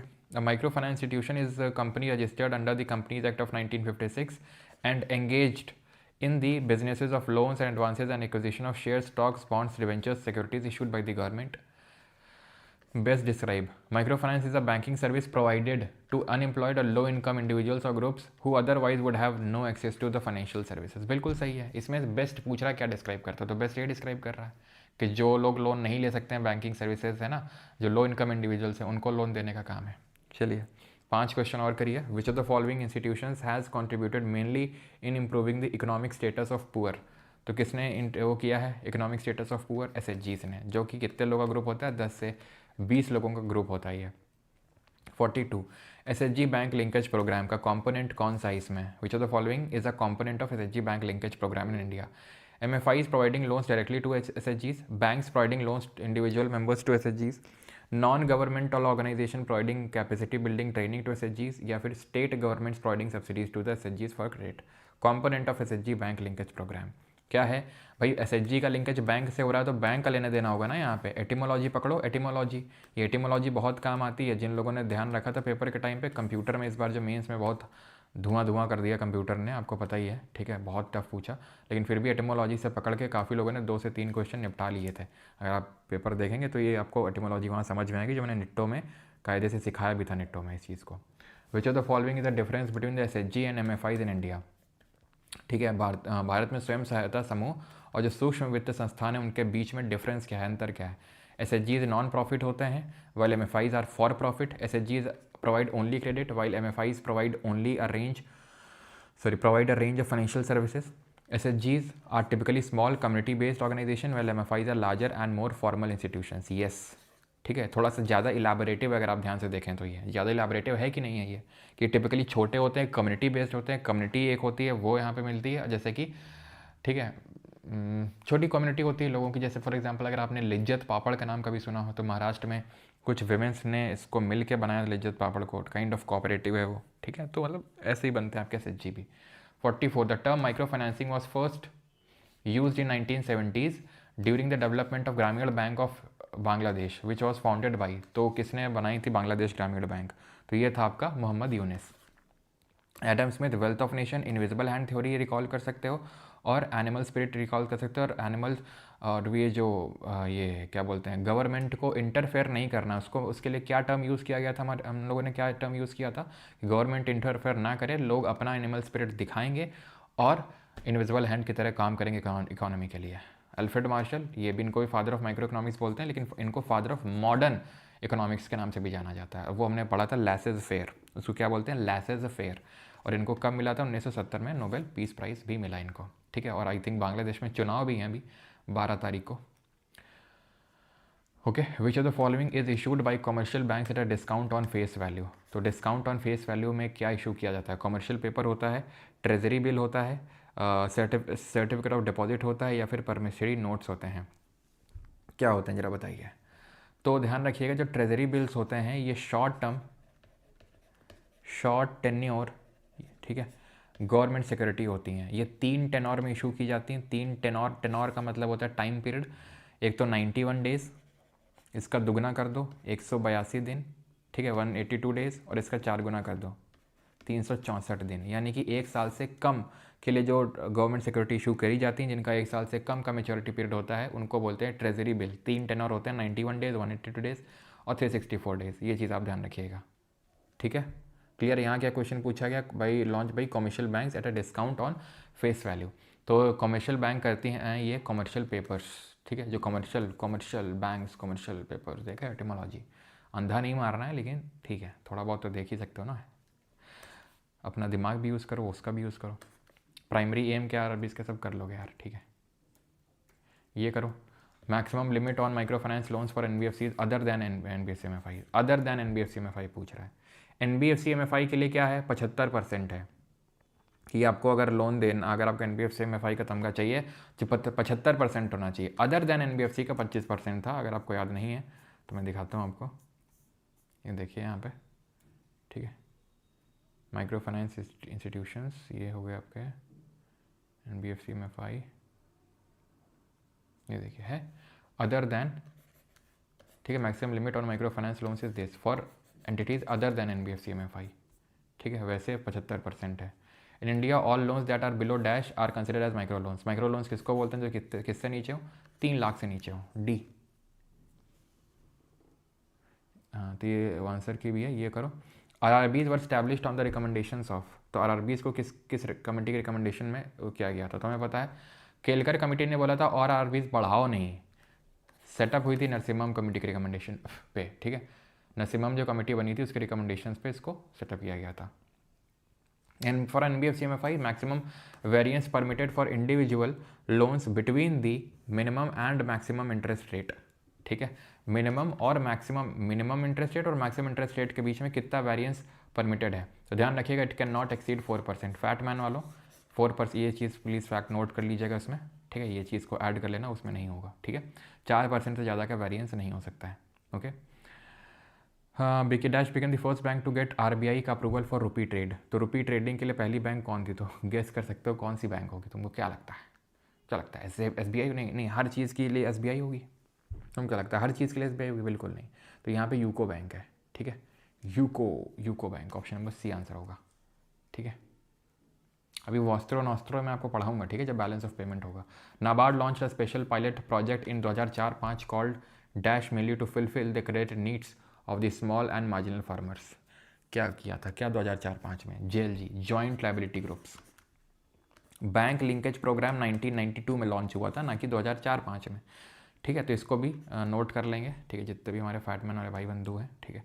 स्पेशल पायलट प्रोजेक्ट 2004-05 में JLG, okay. Main source of ये तो आप आराम से कर लेंगे। कमर्शियल बैंक के लिए सोर्स क्या होता है इनकम का, जो डिपॉजिट होते हैं लोगों के, वो, ठीक है। मेन सोर्स ऑफ इनकम, इसको क्या बोलते हैं? स्प्रेड बोलते हैं बैंक का। याद आया कि जो डिपॉजिट किया जाता है और जो लोन में चढ़ाया जाता है उसके बीच का जो गैप होता है वो, ठीक है, उनका प्रॉफिट होता है। ये कर लेंगे। यहाँ पूछ रहा है कि MFI का एग्जाम्पल कौन है माइक्रो फाइनेंस इंस्टीट्यूशन का? SBI है, बंधन बैंक है, ICICI है, HDFC। तो बहुत आसान है, बंधन बैंक है, ठीक है, छोटी bank. Which of the following microfinance institution was established in India at the time of independence? SHG, ग्रामीण model bank, rural cooperative, joint liability group. तो जॉइंट लाइबिलिटी ग्रुप तो बाद में हुए, अभी हमने देखा यहाँ पे, ठीक है। JLG 2004-05 की बात है, इसको नोट कर लेंगे, ठीक है, फैटमैन में। आंसर क्या होगा? Rural cooperatives. SHGs को भी 1974 में किया गया, याद करो। सेवा, self employed women's association, independence के टाइम की बात कर रहा है, तो ये दो तो एलिमिनेट कर सकते हो आप यहाँ पे, ठीक है। बाकी तो सब आप कर ही लोगे, आसान है। बाकी यहाँ पे आंसर की भी प्रोवाइडेड है, ऑलराइट, ठीक। तो थैंक यू, आज का लेक्चर होता है ख़त्म। कल मनी एंड बैंकिंग का आखिरी लेक्चर होगा, जहाँ पे आज का जो कंपोनेंट था, डिफरेंट टाइप्स ऑफ मनी, वो पढ़ेंगे, ठीक है। और फंक्शंस क्या होते हैं मनी की, वो समझेंगे। और साथ ही साथ जब पेमेंट और M0, M1, M2, M3, M4 जो होता है, ये सब देखेंगे। और जो NPA होते हैं बैंक के, ये सब, ये सारी चीज़ें हम देखेंगे, ओके। मोहम्मद यूनुस को नोबेल भी 2006 में, कहाँ पे मैंने, एक सेकेंड 1970 लिख दिया क्या मैंने? एक सेकेंड रुको। 1970 में तो उनको मिला था नॉर्मन बोरलॉ को। पता नहीं क्यों कभी कभी कुछ चीज़ें ऐसी होती हैं दिमाग में, अब पता नहीं ऐसा क्यों होता है, इसके पीछे कुछ तो साइकोलॉजी होगी। कि जैसे मैं मोहम्मद यूनुस और का जो नोबेल है और जो उनका नोबेल है नॉर्मन बोरलॉ का, उसमें पता नहीं इंटरचेंज हो जाता है मुझसे, पता नहीं क्यों, कुछ तो कारण है। जैसे मुझसे इरविन और रिपन, इनमें एक्सचेंज वो हो जाता है, इंटरचेंज। जब हिस्ट्री पढ़ाता हूँ तो इरविन की जगह कभी कभी रिपन निकल जाता है मुँह से।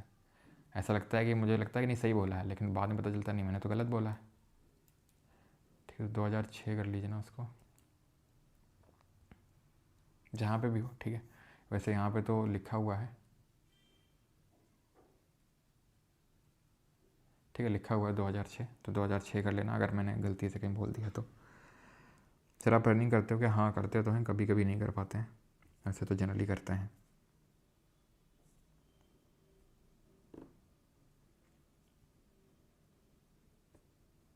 जॉइंट लाइबिलिटी ग्रुप में इंडिविजुअली लोन ले सकते हैं, SHG में भी होता है, ठीक है। SHG में भी ले सकते हैं, ऐसा नहीं है कि उसमें नहीं ले सकते हैं, काफ़ी सिमिलर की तरह के होते हैं। बस ये होता ये है, मेन तो अंतर ये होता है कि इसमें SHG में जो है, जो सेल्फ हेल्प ग्रुप होते हैं, इसमें सेविंग होती है, सेविंग की रिक्वायरमेंट होती है, तभी SHG जो है लोन ले सकते हैं या फिर खाता खुलवा सकते हैं। JLG में कोई सेविंग रिक्वायर्ड नहीं होती, बस ये एक फैक्ट ध्यान रखिएगा, JLG में नो सेविंग रिक्वायर्ड, SHG में होती है। सेम पिंच सर, अच्छा।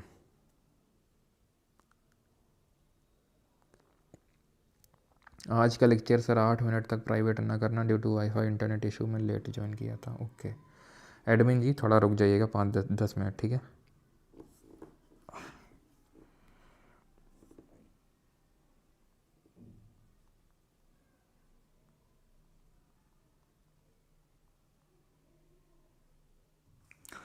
चलिए, तो कल ध्यान रखिएगा, कल इस वीक की हमारी आखिरी क्लास होगी।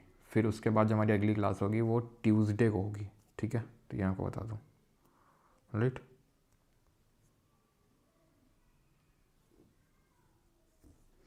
और एग्ज़ाम भी नोट कर लेना, फैटमैन वाला जो मैंने बताया था एग्ज़ाम। हाँ,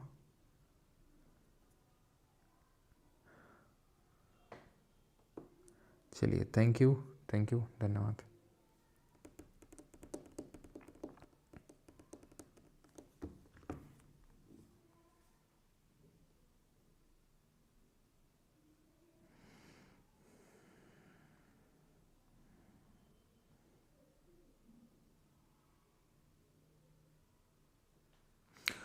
आरबीआई को कैसे प्रिंटिंग वो होती है, करेंसी प्रिंट करके अर्न करता है मनी, तो मैंने आपको कुछ सेन्योरेज करके पढ़ाया था, अगर आपको याद हो, तो उस प्रोसेस के थ्रू अर्न करता है, ठीक है? Okay.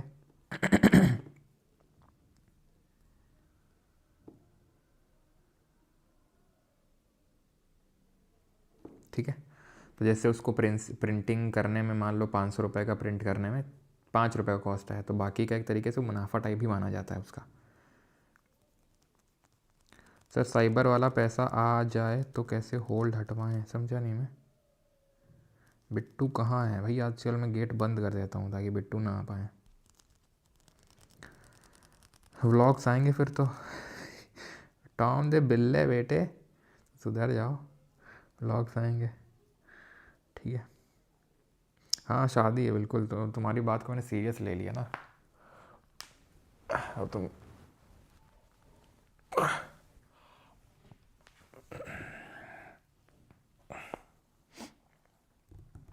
28th question, okay,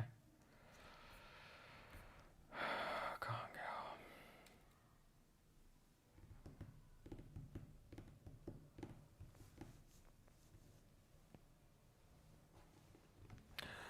With reference to the India, consider the following events. Which of the financial inclusion? Which of the following events can be considered as steps to achieve financial inclusion? RBs, bank branches. हाँ, nationalisation को भी रखा जा सकता है उस sense में, तो इस सेंस में कि भाई हाँ, बैंक ने नेशनलाइजेशन इसीलिए किया था, राष्ट्रीयकरण, सो दैट कि बैंक्स का कंट्रोल होल्ड आ सके, जो बैंक्स प्राइवेट लोगों के हाथों में है, और बैंकिंग सर्विसेज उन लोगों को भी दी जा सके जो लोग बैंकिंग सर्विसेज से पिछड़ रहे हैं। बिल्कुल ठीक है, तो 1 2 3 से कर लेना।